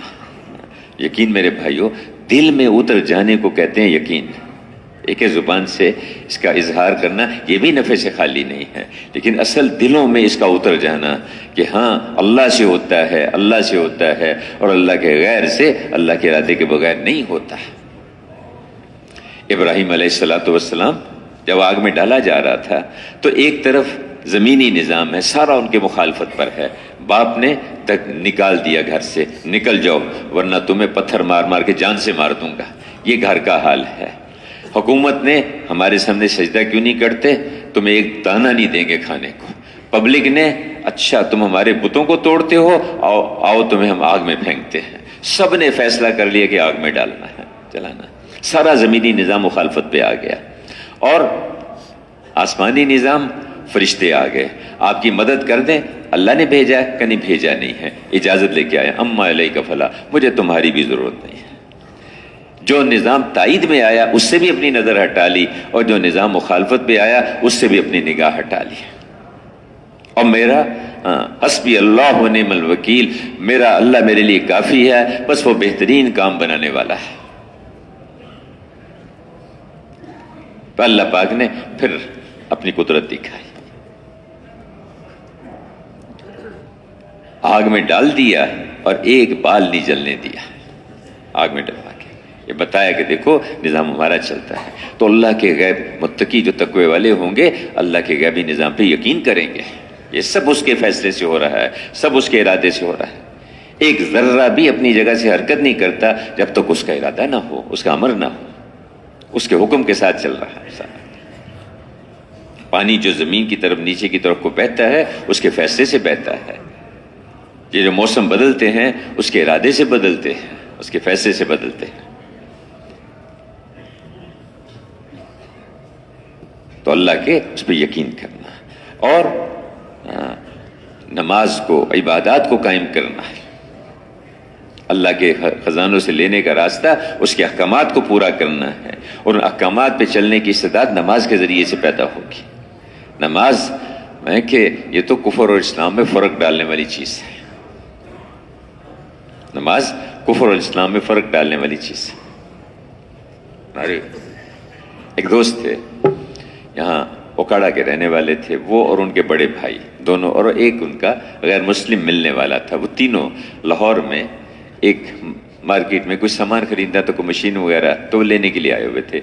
نماز کا وقت آ گیا ظہر کا، انہوں نے اس سے کہا کہ تم یہاں دکان پہ بیٹھو، ہم نماز پڑھ کے آتے ہیں۔ دونوں بھائی نماز پڑھ کے آئے، چلنے لگے تو اس نے ایک سوال پوچھا، کہنے لگا کہ مجھے ایک بات بتاؤ کہ یہ بازار میں جتنے لوگ بیٹھے ہوئے ہیں کیا یہ سارے مسلمان ہیں؟ کہا کہ ہاں۔ کہتے کیا بات ہے، میں مسجد میں اذان ہوئی، نہ میں مسجد میں گیا نہ یہ مسجد میں گئے، مجھے کیوں غیر مسلم کہتے ہو، ان کو کیوں مسلمان کہتے ہو؟ سوچ میں پڑ گئے، کہنے لگے یہ تو وہ فرق ہے جو اللہ کے رسول نے بتا دیا تھا کہ نماز کفر اور اسلام میں فرق ڈالتی ہے۔ بس نماز جو ہے نا جی، یہ تو اللہ کے خزانوں سے لینے کا راستہ ہے۔ پہلے دن نبوت ملی، ساتھ کے ساتھ دعوت ملی اور نماز ملی، دعوت اور نماز۔ رات کی محنت، اٹھو اللہ سے مانگو، نماز کے ذریعے، دعا کے ذریعے سے اللہ سے مانگو۔ اگرچہ ابتدائی شکل تھی، صبح و شام کی 2 نمازیں تھیں، لیکن دعوت اور نماز، دعوت اور دعا، دعوت اور دعا، دعوت اور نماز، 2 چیزیں ملی شروع سے۔ اس کے ساتھ ساتھ پھر ہمت دلانا، فضائل اور شوق اور قرآن پڑھ پڑھ کے سنانا، ابتدا سے، پہلے دن سے۔ اور نمازی جو ہے وہ تو شہنشاہ کا دروازہ کھٹکھٹاتا ہے کہ ابو ہریرہ رضی اللہ عنہ بیمار تھے، پوچھا کیا بات ہے؟ کہا یا رسول اللہ پیٹ میں درد ہے۔ فرمایا اٹھ نماز پڑھ، نماز میں شفا ہے، نماز میں شفا ہے۔ بیماری کا مسئلہ آ گیا، نماز پڑھو، اللہ سے مانگ لو۔ بھوک آئی، گھر تشریف لائے، پوچھا کچھ ہے کھانے کو؟ کہا جی کچھ نہیں ہے۔ مسجد میں چلے گئے، جا کے 2 رکعت نماز پڑھی، دعا مانگی، واپس آئے، پوچھا کچھ ہے؟ جی کچھ نہیں ہے۔ پھر چلے گئے، پھر جا کے نماز پڑھی 2 دفعہ، 3 دفعہ، تیسری چوتھی دفعہ واپس آئے تو پوچھا کہ کچھ ہے؟ کہ جی ہاں دودھ کا پیالہ ایک حضرت عثمان رضی اللہ عنہ نے بھیجا ہے۔ تو نماز، بھوک کا مسئلہ آیا، نماز کے ذریعے سے اس کو حل کرایا۔ خوف کا حال آ گیا، خوف، سارے جو عرب قبائل، وہ جو اس میں قریش ہے، سب جمع ہو کے آ گئے 1000 کی تعداد میں، ہتھیاروں سے لدے ہوئے، اور ادھر 313 خالی ہاتھ، چند ایک ہتھیار، چند ایک سواریاں، بدر کے میدان میں جمع ہو گئے۔ اب اللہ کے رسول ساری رات عریش، آج بھی وہاں مسجد عریش موجود ہے، وہاں ایک اوپر صاحبان سا بنا دیا گیا تھا، اور ساری رات وہاں حضرت سعد بن معاذ رضی اللہ عنہ پیرے پر تھے، اور ابو بکر رضی اللہ عنہ، تو ساری رات آپ سجدے میں، نماز میں، دعا میں، یا حی یا قیوم برحمتک نستغیث، یا حی یا قیوم، اے اللہ اگر یہ چھوٹی سی جماعت آج یہ ختم ہو گئی تو قیامت تک تیری عبادت کرنے والا کوئی نہیں رہے گا دنیا میں۔ آپ مانگتے، روتے، دعا کرتے رہے، کبھی رکوع میں، کبھی سجدے میں، کبھی قیام میں، کبھی دعا میں، حتیٰ کہ صبح کے قریب جا کے ابو بکر رضی اللہ عنہ آ گئے، کہا کہ یا رسول اللہ بس کرتے ہیں، بس کرتے ہیں، بس اللہ کی طرف سے فیصلہ آ گیا، اللہ کی مدد آ گئی، آپ آ جائیے۔ اور پھر اللہ پاک نے دکھایا کہ ان 313 کو اللہ نے غالب کیا، اور 1000 جو ہتھیاروں سے لدے ہوئے تھے خالی ہاتھ، اللہ نے ان کو ناکام کیا۔ جب یہ خبر وہاں پہنچی حبشہ میں، تو حبشہ میں جو وہاں کے جو حاکم تھے نجاشی رحمۃ اللہ علیہ، ان تک جب یہ خبر پہنچی تو انہوں نے حضرت جعفر بن ابی طالب رضی اللہ عنہ کو بلایا، ان سے بلا کے، اور کالے کپڑے پہن کے اپنے محل کے باہر زمین پہ بیٹھے ہوئے، لیٹے ہوئے تھے، یعنی ایسے تھوڑا سا۔ تو انہوں نے آ کے دیکھا، کہا کہ کیا بات ہے، کوئی حادثہ ہو گیا، کوئی کسی کا انتقال ہو گیا، کوئی پریشانی کی خبر آئی ہے جو آپ اس حال میں بیٹھا؟ کہ نہیں بیٹھو بیٹھو، کیا بات ہے؟ کہ بہت اہم خبر آئی ہے، بہت اہم خبر آئی ہے، کیا بات ہے؟ ہم وہاں گئے پچھلے سال، وہاں نجاشی رحمۃ اللہ علیہ کی جو قبر ہے، وہاں مکالے شہر ہے حبشہ کا، وہاں 13 صحابہ کی بھی قبریں وہاں پر ساتھ، وہ اسی شہر میں تھے، قریبی تھی، وہاں پر سے گزرے تو وہاں۔ تو اب انہوں نے، نجاشی رحمۃ اللہ علیہ نے کہا، تو بعد میں وہ ایمان لے آئے تھے، تو انہوں نے کہا کہ ہاں بہت اہم خبر آئی ہے۔ بھائی کیا خبر آئی؟ کہ وہ جو مدینہ میں تمہارے جو صاحب ہیں، ان کی بدر کے میدان میں جو مشرکین مکہ تھے ان کے ساتھ لڑائی ہوئی، اور وہ 1000 تھے تعداد میں، اور یہ 313 تھے، وہ ہتھیاروں سے لدے ہوئے تھے، یہ خالی ہاتھ تھے، پھر بھی ان کو شکست ہوئی، ان کو فتح ہوئی، یہ خبر آئی ہے وہاں سے، اور ان کی 70 سے زیادہ وہ لاشیں چھوڑ کے تو بھاگ گئے۔ اس پہ انہوں نے پوچھا کہ آپ کے نزدیک جی اتنی بڑی خبر ہے، اتنی بڑی بات ہے؟ کہا کہ ہاں اتنی بڑی بات ہے، اس کا مطلب یہ ہے کہ اب مادی اسباب والوں کا زمانہ چلا گیا، اب ایمان اور عمل والوں کی بات چلے گی دنیا میں، اب ان کی بات چلے گی۔ میرے بھائیو، جب ہم یہ آواز لگائیں گے نا کہ اللہ سے ہوتا ہے، اللہ سے ہوتا ہے، اللہ سے ہوتا ہے، اللہ کے غیر سے، اللہ کے ارادے کے بغیر نہیں ہوتا، اور ہم اس کے مطابق زندگیاں بنا کے چلیں گے، پھر اللہ پاک جو جس نقشے میں ہوگا، اللہ ان کو اس میں ناکام کرے گا۔ حکومتوں والوں کو اللہ حکومتوں میں ناکام کرے گا، مال والوں کو اللہ مال کے نقشوں میں ناکام کرے گا، عہدوں ڈگریوں والوں کو اللہ ان کی ڈگریوں کے کشکول بنا کے دنیا میں بھیک منگوائے گا نوکریوں کی، جن کے اندر یہ بات ہوگی کہ مال سے حکومتوں سے ہوگا۔ لیکن جب ایمان والے اس آواز کو لے کے اٹھیں گے اور ہر جگہ کہ اللہ سے ہوتا ہے، اللہ سے ہوتا ہے، اللہ سے ہوتا ہے، بار بار بار بار اس کو کہیں گے ہر جگہ، اور پوری شفقت کے ساتھ، پوری ہمدردی کے ساتھ، تو تقوی والے جو ہوں گے میرے بھائیوں، وہ جو اللہ کے غیبی نظام پہ یقین لائیں گے اور عبادت کے ذریعے، نماز کے ذریعے، اعمال کے ذریعے اللہ کے خزانوں سے اپنے مسائل کو حل کرائیں گے۔ ہر موقع کے احکامات اللہ نے دیے ہیں، ان حکموں کو پورا کرتے چلے جائیں گے، حضور والے طریقے پہ پورا کریں گے۔ علم کہتے اس کو ہیں کہ اللہ کے ہر حکم کو سیکھو، معلوم کرو، اس حال میں اللہ مجھ سے کیا چاہتے ہیں، بیماری آ گئی، بیماری میں اللہ کا کیا حکم ہے، تونگری ہے، اس میں اللہ کا کیا حکم ہے، فقر ہے، اس موقع پہ اللہ مجھ سے کیا چاہتے ہیں، حضور نے کیا طریقہ بتایا ہے، خوف کا حال ہے، اس میں اللہ مجھ سے کیا چاہتے ہیں، اور میں اللہ کے حکم کو حضور کے طریقے پہ پورا کروں گا۔ اس کو معلوم کرنا، اس کو علم کہتے ہیں۔ اللہ کو پہچانو، اللہ کے رسول کو پہچانو، اللہ کے احکامات معلوم کرو، اللہ کے رسول کے طریقے پہ معلوم کرو، یہ علم ہے۔ پھر جب مانو گے اللہ کے رسول کے طریقے پہ مانو گے تو دنیا میں کیا ہوگا، آخرت میں کیا ہوگا، اس کو سیکھو، اور نہیں مانو گے تو دنیا میں کیسے مصیبتوں میں پھنسو گے اور مرنے کے بعد کیسے پریشانیوں کے اندر تم گرو گے، اس کو سیکھو، اس کو، یہ ہے علم۔ آج لوہا، لکڑی، پیتل، تانبا، اس کو معلوم کرنا، اسی کو علم سمجھ لیا گیا، اس کو علم کہتے ہیں۔ اللہ کے دھیان کے ساتھ اللہ کے حکم کو پورا کرو کہ وہ ہمیں دیکھ رہا ہے، سن رہا ہے، دیکھ رہا ہے، اندر کے خیال تک کو بھی وہ جانتا ہے، سوچ تک کو بھی جانتا ہے، ہمارے اور ہمارے ارادے کے درمیان میں بھی اس کا امر حائل ہے، اس کا حکم حائل ہے۔ ہمارا جو ارادہ وہ بھی اس کے حکم کے ساتھ ہے، تو وہ جاننے والا ہے۔ تو متقی جو ہوں گے وہ عبادت کے ذریعے، نمازوں کے ذریعے اللہ کے خزانوں سے لیں گے۔ اور پھر اگلی صفت کیا ہوگی تقوی والوں کی، کہ جو کچھ اللہ کے خزانوں سے ملتا ہے وہ اللہ کے بندوں پہ لگاتے چلے جاتے ہیں۔ اللہ نے مال دیا، مال سے اوروں کو فائدہ پہنچاتے ہیں۔ اللہ نے ان کو کوئی وجاہت، حیثیت دی، اس سے اوروں کو فائدہ پہنچاتے ہیں۔ اللہ نے ان کو کوئی علم دیا، اس سے دوسروں کو فائدہ پہنچاتے ہیں۔ اللہ نے ان کو کوئی فن سکھا دیا، اس سے اوروں کو فائدہ پہنچاتے ہیں۔ چونکہ روزی جہاں نہیں ہے، وَفِي السَّمَاءِ رِزْقُكُمْ، روزی تو آسمانوں میں ہے، اللہ نے وعدہ کر رکھا ہے تمہیں ملے گی۔ اور جو اوروں پہ لگاتا ہے اللہ پاک اس پہ لگاتے ہیں۔ اے زبیر، خرچ کر، عرش والے سے کمی کا خوف نہ کر۔ رزق کا دروازہ ساتوں آسمانوں سے اوپر اللہ کی عرش کے ساتھ جڑا ہوا ہے، نہ دن میں بند ہوتا ہے، نہ رات میں بند ہوتا ہے۔ ہر روز ہر آدمی پر اس دروازے سے صدقہ ہوتا ہے، اس کے خرچ کے بقدر، اس کی عطا کے بقدر، اس کے صدقے کے بقدر، اس کی نیت کے بقدر۔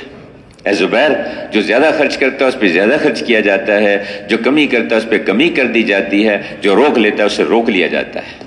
اے زبیر، سخاوت اللہ پر یقین سے پیدا ہوتی ہے اور بخل اللہ پر شک سے پیدا ہوتا ہے۔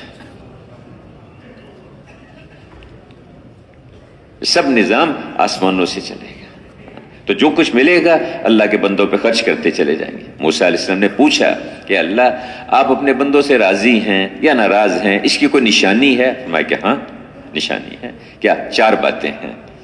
جب میں اپنے بندوں سے راضی ہوتا ہوں تو فصلیں بونے کا وقت آتا ہے تو بارشیں جاری کر دیتا ہوں، اور فصل کاٹنے کا وقت آتا ہے تو بارشیں روک لیتا ہوں، اور مال سخیوں کے ہاتھ میں دے دیتا ہوں۔ سخی آدمی اللہ کے قریب، لوگوں کے قریب، جنت کے قریب اور جہنم سے دور ہو جاتا ہے، اور مال سخیوں کے ہاتھ میں دے دیتا ہوں، اور حکومت اہل اور سمجھدار لوگوں کے ہاتھ میں دے دیتا ہوں۔ اور جب میں بندوں سے ناراض ہوتا ہوں ان کے اعمال کے بگاڑ کی وجہ سے، تو جب فصلیں بونے کا وقت آتا ہے بارشیں روک لیتا ہوں، فصلیں کاٹنے کا وقت آتا ہے بارشیں شروع کر دیتا ہوں۔ مال بخیلوں کے ہاتھ میں دے دیتا ہوں، کنجوسوں کے ہاتھ میں دے دیتا ہوں، اور حکومت نااہلوں کے ہاتھ میں دے دیتا ہوں۔ جو ایک گھر کا نظام نہیں چلا سکتے ان کے حوالے پورا ملک کر دیتا ہوں، اب چلاؤ اس کو۔ اللہ کا نظام، حالات اس کے ارادے سے آتے ہیں، اس کے فیصلے سے آتے ہیں۔ تو جو کچھ ان کو ملتا ہے اس سے اوروں کو فائدہ پہنچانے کا سوچتے ہیں، اس کی تدبیریں سوچتے ہیں کہ کیسے ہم اوروں کو۔ تو تقوی والے جو بنیں گے، ہاں اب میرے بھائیوں بزرگوں کیا ہوگا؟ میں نے عرض کیا کہ اللہ پاک ان کے ایسی جگہ سے ان کو عزت دے گا جہاں سے وہ سوچ بھی نہیں سکتے، جو متقی ہوں گے، جو تقوی والے۔ تو رمضان کے روزے اس لیے دیے گئے کہ ہم تقوی والے بنے اور متقی بن کے زندگی گزارے۔ اچھا، ایک ہے میں اپنی ذات سے تقوی والا بن جاؤں، میں اپنی ذات سے متقی بنوں، اور ایک یہ ہے کہ میں اپنے گھر والوں کو محنت کر کے ان کو اس پہ لے آؤں کہ بھئی تم بھی تقوی والی زندگی اختیار کرو اور اس سے آگے بڑھیں تو میری قوم قبیلہ اس پر آ جائے۔ یہ پہلے انبیاء کرام کی محنتیں ہیں، لیکن رسول اللہ صلی اللہ علیہ وسلم کی محنت کیا ہے کہ ساری دنیا کے انسان، ساری دنیا کی قومیں سب تقوی والی زندگی کو اختیار کریں، ایمان اور عمل والی زندگی کو اختیار کریں۔ یہ رسول اللہ صلی اللہ علیہ وسلم کی محنت ہے۔ اس لیے آپ مکہ کی گلیوں میں جو آواز لگاتے ہیں، یا قوم نہیں کہتے، یا اہل العرب نہیں کہا، یا اہل القریش نہیں کہا، یا ایھا الناس، یا ایھا العرب نہیں کہا، یا ایھا القریش نہیں کہا، یا ایھا الناس، اے دنیا بھر کے انسانوں اور قیامت تک کے آنے والی نسلوں، میں تم سب کے لیے اللہ کا رسول بنا کے بھیجا گیا۔ جو ضابطے اللہ نے دی اللہ کے رسول کے ذریعے سے، وہ ساری دنیا کے انسانوں کے لیے اور قیامت تک کے آنے والے انسانوں کے لیے ہے، اور جو بھی ان کے مطابق چلیں گے اللہ ان کو عزتیں، بلندیاں، کامیابیاں عطا فرمائیں گے۔ میرے محترم بھائی، دوستوں اور بزرگوں، یہ ایک محنت ہے، ایک کام ہے جس کے لیے اس امت کو چنا گیا، جس کے لیے اس کو بھیجا گیا کہ اقوام عالم کو اس زندگی پہ لانے کی کوشش کرے جو زندگی انسانی زندگی ہے۔ اس سے انسانی بستیاں، اس میں امن آئے گا، ان میں محبتیں ہوں گی، ان کے حالات ٹھیک ہوں گے، ایک دوسرے کے محافظ بنیں گے، ایک دوسرے کے ہمدرد اور خیرخواہ بنیں گے، ایک دوسرے کو نفع پہنچانے کا رخ بنے گا ان کا۔ حضرت عمر رضی اللہ عنہ کے زمانے میں ایک آدمی عراق سے آیا، انہوں نے اس سے پوچھا کہ تم مختلف علاقوں سے گزرتے ہوئے آئے ہو ہمارے پاس مدینہ میں، بہت ساری مسلمان بستیوں میں سے تم ہو کے آئے ہو، یہ بتاؤ کہ تم نے راستے میں مسلمانوں کو کیسا پایا؟ اس نے جواب میں کہا کہ جی مجھے یوں لگا کہ سب ایک ماں اور ایک باپ کی اولاد ہے۔ جس بستی سے میں گزرتا تھا اس بستی والوں کی کوشش ہوتی تھی کہ مجھے کھانا کھلائیں، مجھے ٹھکانہ دیں، مجھے رات کو اپنے ہاں ٹھہرائیں، اور اس کے بعد جب میں نکلنے لگتا تو مجھے ہدیے دے کے روانہ کرتے وہاں سے۔ ہر بستی کا یہ حال تھا۔ جب مدینہ میں ایک زندگی وجود میں آ گئی، ہاں وہ کیسے وجود میں آئی؟ ایک محنت ہوئی، اس سے وہ زندگی وجود میں آئی۔ مکہ معظمہ میں اس کی ابتدائی شکل، مدینہ منورہ میں اس کی اجتماعی صورتیں، مسجد بنی، مسجد کے اعمال شروع ہوئے، مسجد کے اندر ایمان کے تذکرے، اعمال کے تذکرے، دین کی تربیت، دین کا علم اور اس کو سکھانا، اللہ کا ذکر، اس کی مجلسیں، ایک دوسرے کے ساتھ خدمت کا اور اکرام کا معاملہ کرنا اور اللہ کی رضا کے لیے سب کچھ کرنا، یہ فضائیں مسجد کے اندر یہ بننا شروع ہوئیں مسجد کے اعمال میں۔ اور اس کے ساتھ ساتھ جو گھر تھے وہ مسجدوں کی شاخ بنتے چلے گئے، یہ زندگی گھروں میں منتقل ہوئی، یہ زندگی بازاروں میں منتقل ہوئی، خرید و فروخت میں دوسروں کی ہمدردی، خیر خواہی۔ ایک صحابی، انہوں نے اپنے غلام کو بھیجا کہ جاؤ بازار سے میرے لیے ایک گھوڑا خرید کے لے آؤ۔ وہ گھوڑا سودا کیا انہوں نے، تو سودا کر کے وہ گھوڑے کا جو مالک تھا اس کو بھی لے کے تو اپنے مالک کے پاس آ گئے کہ جی یہ 400 دینار میں، 400 درہم میں سودا ہوا ہے ہمارا، تو آپ اس کو رقم دے دیں۔ تو انہوں نے گھوڑے کو دیکھا آگے پیچھے سے اور کہنے لگے کہ بھائی یہ گھوڑا 400 درہم کا تو نہیں ہے۔ وہ سوچ میں کہنے لگے اچھا آپ کتنا دیتے ہیں؟ کہ میرے حساب میں تو اس کے 500 درہم بنتے ہیں۔ وہ حیران ہو گیا کہ آج تک ایسا گاہک تو دیکھا نہیں میں نے۔ اب اسی میں تھا کہ انہوں نے پھر دوبارہ اس کو دیکھا، گھوڑے کے ماہر تھے، دیکھا، پھر کہا کہ نہیں یہ جو ہے یہ گھوڑا 500 کا بھی نہیں، یہ تو 600 درہم کا ہے۔ اچھا جی آپ 600 دے دیں۔ وہ سوچ میں پڑ گیا، پھر تیسری دفعہ پھر دیکھا، لیکن کہنے لگے کہ نہیں بھائی نہیں، یہ گھوڑا تو 700 درہم کا ہے۔ کہ جی آپ 700 دے دیں۔ پھر ایک دفعہ چیک کریں، نہیں یہ تو 800 درہم کا ہے۔ وہ 400 درہم والا گھوڑا 800 درہم دے کے اس سے خریدا اس سے۔ کہا یہ کیا؟ کہ ہم نے حضور سے وعدہ کیا تھا، بیعت کی تھی ہم نے کہ ہم جو ہے ہر ایک کے لیے ہم خیر خواہی اور ہمدردی رکھیں گے، ہر کے لیے جو اپنے لیے پسند کریں گے وہی دوسروں کے لیے پسند کریں گے۔ ہم جب کالج میں پڑھتے تھے تو ہمارے ایک استاد تھے، بڑی پیاری انہوں نے بات کہی مجھے. وہ کہنے لگے کہ ایک جملہ انہوں نے کہا اور ساری زندگی مجھے کام دیا. کہنے لگے ڈاکٹر صاحب جو مریض آپ کے پاس آ جائے، یہ آپ کی ماں ہے، آپ کی بہن ہے، آپ کی بیٹی ہے، یا آپ کا باپ ہے، آپ کا بھائی ہے، آپ کا بیٹا، اس کے علاوہ کچھ نہیں ہے، بس پھر آپ ٹھیک چلو گے. اور یہ سوچ اگر ہر مسلمان کے دل میں آ جائے، دکان پہ بیٹھا ہوا دکاندار یہ آنے والا میرا باپ ہے، میرا بھائی ہے، میرا بیٹا ہے.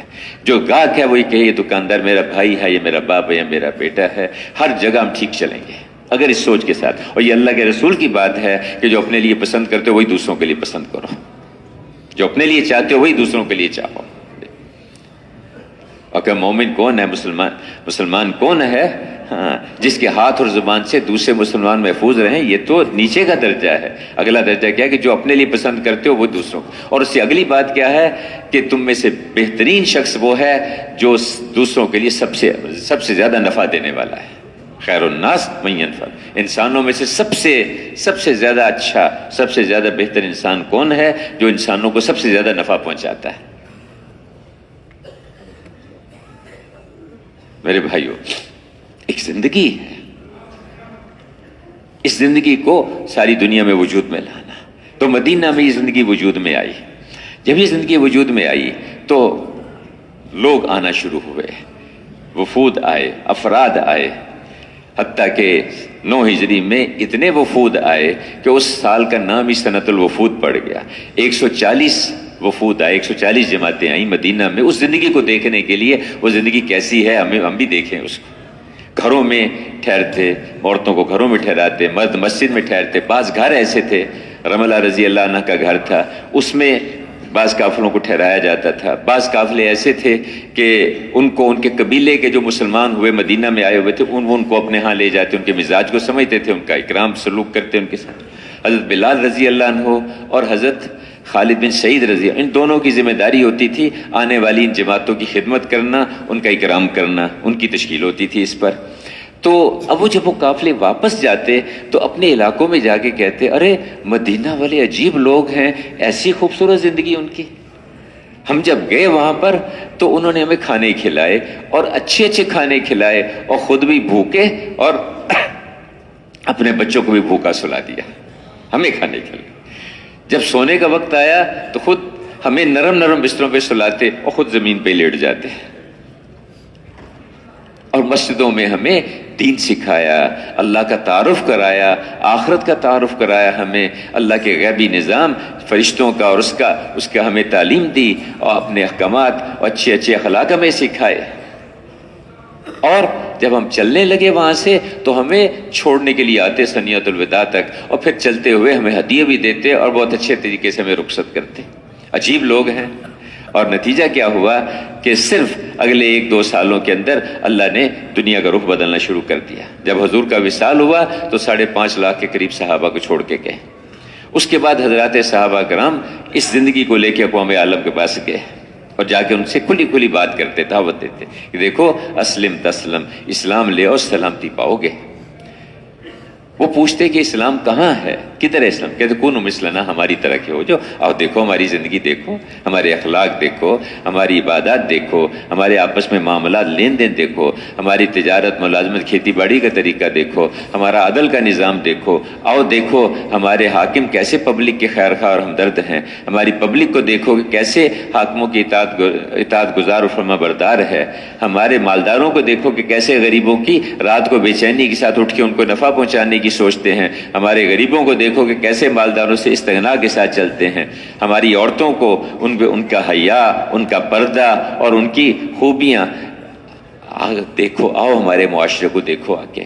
اگر تفصیل چاہتے ہو تو جاؤ جا کے مدینہ میں جا کے دیکھ لو. یہ جماعتیں بن کے اقوام عالم کے پاس گئے اور حضور کے وصال کے بعد اور اگلے 70-80 سال میں اس وقت کی جتنی انسانیت تھی اس کا 80% اس زندگی کی طرف کو پلٹ چکا تھا. میرے بھائیوں ان کے سامنے ایک مقصد تھا، ایک کام تھا، ایک ذمہ داری تھی. جو میں نے شروع میں عرض کیا کہ اس امت کو ایک کام کے لیے بھیجا گیا تھا، ایک ذمہ داری دی گئی تھی. ہمارے ذہنوں سے وہ سوچ نکل گئی. ہم نے سمجھا کہ ہم تاجر ہیں، ذمہ دار ہیں. اللہ صاف کہہ دیا اللہ کے رسول کہ مجھے تاجر بنا کے، زارع بنا کے نہیں بھیجا گیا، مجھے تو داعی اور مبلغ بنا کے بھیجا گیا ہے. اور ہمیں حکم ہے کہ اللہ کے حبیب کی اتباع کرو، ان کے پیچھے چلو. سن 7 ہجری محرم کے شروع کے دنوں میں آپ نے صحابہ کرام کو جمع کیا اور ارشاد فرمایا، جس کا مفہوم ہے کہ اے لوگو میں اللہ کا پیغمبر ہوں، میں رسول رب العالمین ہوں، میں اللہ کے پیغام کو ساری دنیا کے انسانوں تک پہنچانا چاہتا ہوں۔ اے لوگو، تم میرے اس دین کو لے کر ساری دنیا کے سلاطین تک پہنچا دو۔ اے لوگو، تمہاری زندگی اور تمہارا وجود، یہ عجیب بات ہے، تمہاری زندگی اور تمہارا وجود، تمہارا یہاں موجود ہونا، تمہاری زندگی اور تمہارا وجود اللہ کے دین کو دنیا میں پھیلانے کے لیے وقف ہونا چاہیے۔ میرے بھائیو، ہم سوچے تو صحیح کبھی بیٹھ کے کہ ہم کس لیے آئے ہیں دنیا میں؟ کیا کھانا، کمانا، بیوی بچے پالنا، موجودہ نقشوں کو چلانا اور دنیا سے کوچ کر جانا، یہ کو کام ہے؟ اس امت کو امت بنایا گیا تھا، اس امت کو اقوام عالم کے لیے بھیجا گیا تھا۔ اور میرے بھائیو، اس محنت کے چھوٹ جانے کی وجہ سے، اس کام کے نکل جانے کی وجہ سے، اس ذمہ داری کے بھول جانے کی وجہ سے اللہ کی طرف سے ناراضگی آئی اور حالات میں بگاڑ آنا شروع ہو گیا۔ جب ہم اپنے کام سے ہٹے تو پھر پریشانیاں ہی پریشانیاں۔ اس کا کوئی حل نہیں ہے، اس کا کوئی حل نہیں سوائے اس کے کہ ہر مسلمان اللہ سے توبہ کرے، اللہ سے معافی مانگے کہ اللہ ہم سے یہ قصور ہوا، اور جس سے بھی جہاں بھی چوک ہوئی ہے، غلطی ہوئی ہے، اے اللہ مجموعی طور پر ہم سب کی طرف سے معافی مانگتے ہیں، تم سب کو معاف کر دے اور آئندہ کے لیے ہم اس میں کمی نہیں کریں گے۔ مسجدوں کی جماعتیں اس کو بیٹھ کے سوچیں، اس کی فکر کریں کہ کیسے ہم ہر مسلمان کو دعوت پہ لائیں، اس کو فضائل کی تعلیم پہ لائیں، اس کو اللہ کے راستے میں پھرنے والا بنائیں، اس کو جو ہے دین کے لیے ہجرت کرنے والا اور پھرنے والوں کی مدد کرنے والا بنائیں، اس کو راتوں میں اللہ سے مانگنے والا بنائیں۔ صدر صاحب کو بھی اس پہ لانا ہے، وزیر اعظم صاحب کو بھی اس پہ لانا ہے، گورنر اور وزیر اعلیٰ کو بھی اس پہ تیار کرنا ہے، مالداروں کو بھی اس پہ لانا ہے، غریبوں کو بھی اس پہ تیار کرنا ہے۔ خود کر سکتے ہو، جتنا خود کر سکتے ہو خود کرو، خود نہیں کر سکتے جو اس کے استعداد والے ان کو لے کے چلو، ان کی منت سماجت کرو، ان کو اس پہ لے کے آؤ۔ جہاں خود پہنچ سکتے ہو وہاں خود پہنچو، جہاں خود نہیں پہنچ سکتے اوروں کو پہنچاؤ۔ اس امت کو میرے بھائیو بہت بڑی ذمہ داری دی گئی ہے ایک کام کے لیے۔ دیکھو، یہ کوئی بیان کی بات نہیں ہے کہ جی شب جمعہ میں آنا ہے، ہم نے ایک بیان سننا، بہت اچھی بات ہے، اللہ کی باتیں، دین کی باتیں سننے کا شوق، جذبہ ہونا، چل کے آنا، یہ بھی ایمان کی نشانی ہے اور یہ بھی اللہ کی طرف سے قبولیت ہے بہت بڑی۔ لیکن ایک محنت، ایک کام ہے، ایک ذمہ داری ہے جس کی طرف ہر ایک کو متوجہ کیا جا رہا ہے۔ ہم اپنی اس حیثیت کو سمجھیں، اور جس کو جو ذمہ داری دی جاتی ہے نا جی، اسی ذمہ داری کے حساب سے اس کو بدلہ بھی ملتا ہے، اور اسی ذمہ داری کے حساب سے پھر اس سے پوچھا بھی جاتا ہے۔ اجر بھی اس کا اتنا ہوگا اور اس سے پوچھا بھی اتنا ہی جائے گا اس سے۔ اللہ نے ایک ذمہ داری دی ہے، کام دیا ہے ہمیں۔ آپ صلی اللہ علیہ وسلم نے یعنی حجۃ الوداع کے موقع پر صحابہ کرام نے جو بات فرمائی، جو بیان فرمایا، اور ان سے پہلے بہت ساری باتیں پوچھی، اور اس کے بعد فرمایا کہ دیکھو کیا میں نے تمہیں اللہ کے دین پہنچا دیا؟ فرمایا کہ آپ نے صرف پہنچایا نہیں بلکہ آپ نے امانت کا حق ادا کر دیا آپ نے۔ فرمایا کہ دیکھو اب یہ تمہاری ذمہ داری ہے کہ اس کو لے کے تم اقوام عالم کے پاس جاؤ، جو موجود ہیں ان کی ذمہ داری ہے، جو موجود نہیں ان تک اس کو پہنچائے، یہ ان کی ذمہ داری ہے۔ تو اس امت کو اللہ کے رسول نے مجموعی طور پر سب کے ذمہ یہ کام کر دیا حجۃ الوداع کے موقع پر، سب کو اکٹھا کر کے یہ آخری آپ کا اجتماعی طور پر جو آپ نے بات فرمائی، اس کے بعد پھر اس میں 3 مہینے کے بعد آپ کا وصال ہو گیا۔ تو پوری دینی زندگی عملی طور پر اور اس کے ساتھ ساتھ اس کی محنت حضرات صحابہ کرام کو دے کر پھر آپ دنیا سے تشریف لے گئے۔ ہم اپنی اس ذمہ داری کو اپنی ذمہ داری سمجھیں، اس کو ہم اپنا کام سمجھیں اور اس کو سامنے رکھ کے اپنا زندگی کا نظام بنائیں۔ دیکھو، ایک آدمی اپنے آپ کو تاجر سمجھتا ہے نا جی، تو اس کے حساب سے اپنا 24 گھنٹے کا نظام بناتا ہے۔ شادی غمی اس کو سامنے رکھ کے کرے گا کہ میں تو اس وقت کاروبار کا وقت ہے، مشکل ہے میرے لیے، تو جو اس کام کو اپنا کام بنائیں گے وہ اپنی زندگی کا نظام اس کو سامنے رکھ کے بنائیں گے۔ اعلاء کلمت اللہ، اللہ کا کلمہ دنیا میں بلند ہو، اور یہ ہمارا کام، ہمارا مقصد، ہمیں اللہ نے پیدا اس لیے کیا ہے، اس لیے بھیجا ہے ہمیں۔ اس کو سامنے رکھ کے ہم اپنا نظام بنائیں گے، اور جہاں کی آواز لگے گی، جتنے وقت کا تقاضا ہوگا، جس حال میں ہمیں کہا جائے گا، جس کے ساتھ جانے کے لیے کہا جائے گا، جس طرف جانے کے لیے کہا جائے گا، ہم اس کے لیے تیار ہوں گے۔ یہ داعیہ اپنے اندر پیدا کرنا، مشورے کے ساتھ جہاں کی تشکیل ہوگی، جس ملک کے لیے کہا جائے گا، جس علاقے کے لیے ہمیں فرمایا جائے گا، ہم اس کے لیے تیار ہوں گے۔ اور ہمیں تو پہنچنا اس پر ہے میرے بھائیوں بزرگوں کہ ہم اللہ کے دین کی محنت کرتے کرتے کرتے دنیا کے کسی کنارے میں ہماری زندگی کی شام ہو جائے۔ اور یہ خوش قسمت لوگ ہوں گے کہ قیامت کے دن ان کے یہ جو اٹھیں گے قیامت کے دن، اپنی قبروں سے اٹھیں گے، جنت میں جب جائیں گے تو جہاں سے چلے تھے، جہاں ان کی قبر بنی، کھوکھلے موتی کا، اتنے فاصلے کا، بے جوڑ موتی کا، اس کے اندر محل بنا کے ان کو وہ دیا جائے گا۔ اللہ کے راستے کے حضور کے اندر کا جذبہ کہ میں اللہ کے راستے میں نکلوں اور مجھے شہید کر دیا جائے، پھر زندہ کیا جائے، پھر مجھے قتل کر دیا جائے، پھر زندہ کیا جائے، پھر قتل کر دیا جائے، حضور کے اندر کا جذبہ۔ صحابہ کہتے ہیں بڑھو ایسی جنت کی طرف جس کی چوڑائی زمین و آسمان سے کہیں زیادہ ہے۔ واہ واہ واہ واہ واہ واہ، کس بات پر؟ یا رسول اللہ کیا میں بھی ان میں سے؟ ہاں آپ بھی ان میں سے ہو، آپ بھی ان میں بڑے اور اللہ کے پاس پہنچ گئے۔ ایک اندر کہ بھی ہمیں اللہ کے کلمے پر، اللہ کے دین پر اپنی سب استعدادیں، صلاحیتیں لگانے کا جذبہ ہمارے اندر پیدا ہو، اور جس طرح 23 سال حضور نے اپنی جان لگائی ہے اس طرح جان لگانی ہے ہمیں۔ ہم اپنے گھر کو، کاروبار کو، بیوی بچوں کی ضرورتوں کو پیچھے کریں گے، دوسرے نمبر پر رکھیں گے، پہلے نمبر پر دین اور دین کے تقاضوں کو آگے رکھیں گے، اس کی محنت کے تقاضوں کو آگے رکھیں گے۔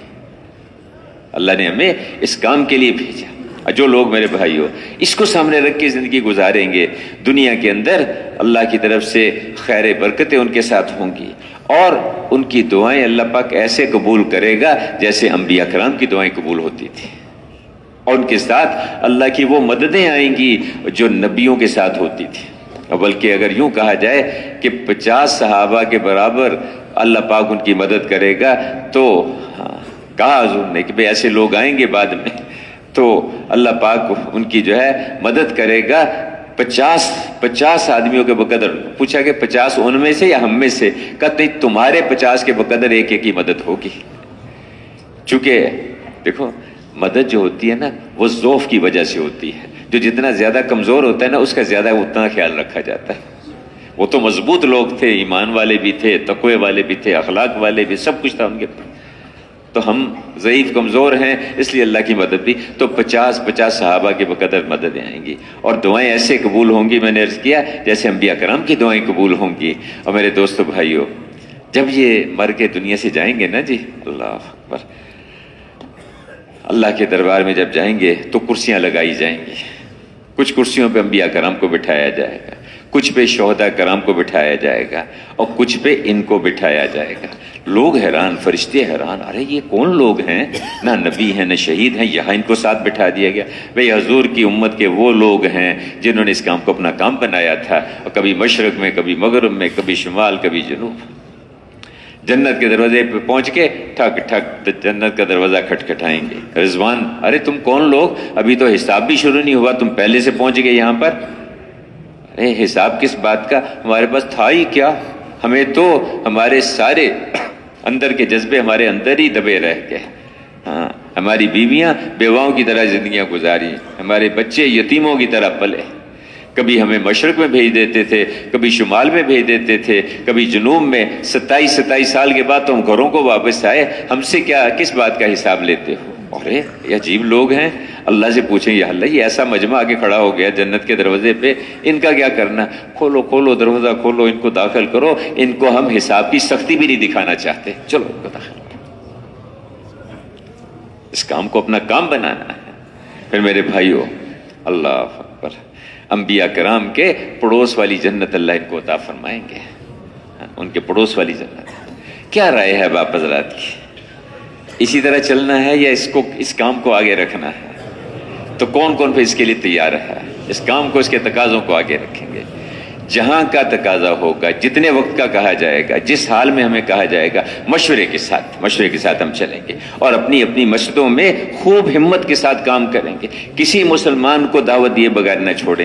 بس میں دفتر جا رہے ہیں، دیکھو ایک محلے میں روزانہ ملاقاتیں گھر گھر کرنا، یہ کرتے ہوئے اس کے ساتھ ساتھ اللہ توفیق دے دے، کھیل کے میدان میں جاتے ہیں لوگ، کھیل گئے بیٹھے ہوئے سے ان کو بھی دعوت دیں۔ صبح کو دفتر جا رہے ہیں تو راستے میں جس بس میں جس کے ساتھ بیٹھے اس کو دعوت دیں، واپسی پہ جس کے ساتھ بیٹھے ہیں اس کو دعوت دیں۔ دکاندار اب اس کے پاس گاہک آ رہے ہیں، چاہے سبزی فروش ہے، چاہے کپڑا فروش ہے، چاہے وہ جوتے بیچتا ہے، جو گاہک آتا ہے اس کے تھوڑی سی اس سے ایمان کی، آخرت کی، اعمال کی بات کرے، اس کو سمجھائے کہ تو مسلمان ہے، حضور کا امتی ہے اور تیری ذمہ ہے دنیا میں اللہ کے کلمے کو پھیلانا۔ تو ڈاکٹر ہے، اس کے پاس مریض آیا، اس کو اس کا علاج بھی کرے شفقت اور ہمدردی کے ساتھ، اور اس کو اس کی ذمہ داری بھی سمجھائے۔ کوئی مزدور ہے، کسی مالک کے گھر میں سفیدی کر رہا ہے، اس کے گھر میں اینٹ اور روڑے کا کام کر رہا ہے، اس مالک کو جا کے سمجھائے کہ یہ گھر جو ہے یہ چند دنوں کی بات ہے، یہ مٹی میں جا کے ملے گا اور تجھے قیمتی گھر ملیں گے جنت میں، اس کا راستہ ایمان اور عمل والی زندگی کو اختیار کرو۔ اس مالک کو بھی سمجھائے اور مالک مزدور کو بھی سمجھائے کہ دیکھو بھائی یہ مزدوری والا راستہ، اس پہ تم اگر ایمان اور عمل والے راستے پہ چلو گے تو تم اللہ کے محبوب بنو گے۔ القاسب حبیب اللہ کا دوست بنتا ہے، اور قیامت کے دن اللہ پاک کے دوست بن کے تم اٹھو گے۔ اس زندگی کو اختیار کرو، اوروں کو اس پہ لاؤ۔ ہم ہر ایک دوسرے کو دعوت دے، ہر ایک دوسرے کو ایمان کی طرف بلانے والا ہو، روزانہ اور رات کو سوتے ہوئے اس کا محاسبہ کرے کہ آج میں نے کتنوں سے بات کی، کتنوں کو میں نے اللہ کی طرف بلایا، کتنوں کو اللہ کے دین کی طرف ان کو لانے کی کوشش کی۔ روز اپنا اس کا محاسبہ کریں۔ تو میرے بھائیوں، دوستوں، بزرگوں، اس کام کو اللہ کے راستے میں بھی پھرنا ہے اور مقام پر بھی ہر مسلمان کو اس پہ لانے کی کوشش کرنی ہے۔ تو اب اس کے لیے میرے دوستوں اور بزرگوں، یہ جو کہتے ہیں نا کہ 4 مہینے لگا لو، جنہوں نے 4 مہینے نہیں لگے، دیکھو اللہ آپ کو جزائے خیر دے، بہت توجہ طلب سے آپ بیٹھے بات سن رہے ہیں۔ گزارش یہ ہے کہ جو جتنا اللہ نے توفیق دی ہے اس پہ ہم اللہ کے شکر گزار ہوں، لیکن پہنچنا ہم نے بہت آگے۔ یہ سب راستے کی چیزیں ہیں، کوئی 4 مہینے لگانے کے بعد سال کے لیے چلے جاتے ہیں، کوئی 7 مہینے کے لیے چلے جاتے ہیں، مشورے کے ساتھ جہاں جس کی تشکیل ہو جاتی ہے، لیکن یہ سب راستے کی ہیں۔ میں نے کہا پہنچنا وہاں ہے جہاں اللہ کے رسول امت کو چھوڑ کے گئے تھے۔ وہ کیا تھا؟ دن میں آواز لگتی تھی تو رات کا انتظار نہیں کرتے تھے، کسی کے پیدا ہونے کا وقت، کسی کے مرنے کا وقت اس میں رکاوٹ ہی بنتا تھا۔ جہاں کے لیے کہا جاتا، جس کے ساتھ جانے کے لیے جتنے وقت کے لیے اس کے لیے تیار ہو جاتے تھے۔ وہاں پہنچنا ہے، اللہ نے یہاں تک پہنچایا، اس سے آگے بھی اللہ پاک پہنچائے گا، اور وہ زندگی لے کے قوم عالم کے سامنے پیش کرنی ہے۔ جیسے صحابہ نے کہا کہ کونوا مثلنا، ہماری طرح کے ہو جو، اس زندگی کو ہر بستی، ہر مسلمان بستی میں وجود میں آئے اور اقوام عالم کو جا کے کہیں آؤ دیکھو یہ مدینہ والی زندگی ہے۔ پھر ہم دیکھیں گے انشاءاللہ قوم میں اور ملک کی زندگی کی طرف کو پلٹیں گے، چونکہ کسی کے پاس کوئی حل ہے ہی نہیں سوائے اس زندگی کے۔ بھائی اس پہ دونوں کام کرنے، اپنی بستیوں میں زندگی کو وجود میں لانا ہے اور اقوام عالم کو زندگی کی طرف دعوت دینی ہے۔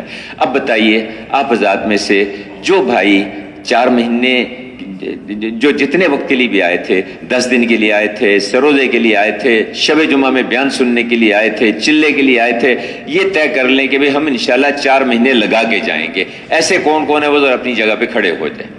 جتنے وقت کے لیے بھی آئے تھے 4 مہینے لگا کے جائیں گے، 4 مہینے لگا کے جائیں گے انشاءاللہ، جو جتنے وقت کے لیے بھی آئے تھے۔ ماشاءاللہ یہ سب تشریف رکھے، اللہ پاک قبول فرمائے، اللہ جزائے خیر دے۔ تشریف رکھے، 2-3 منٹ بس تشکیل ختم ہو جاتی ہے، تشریف رکھے۔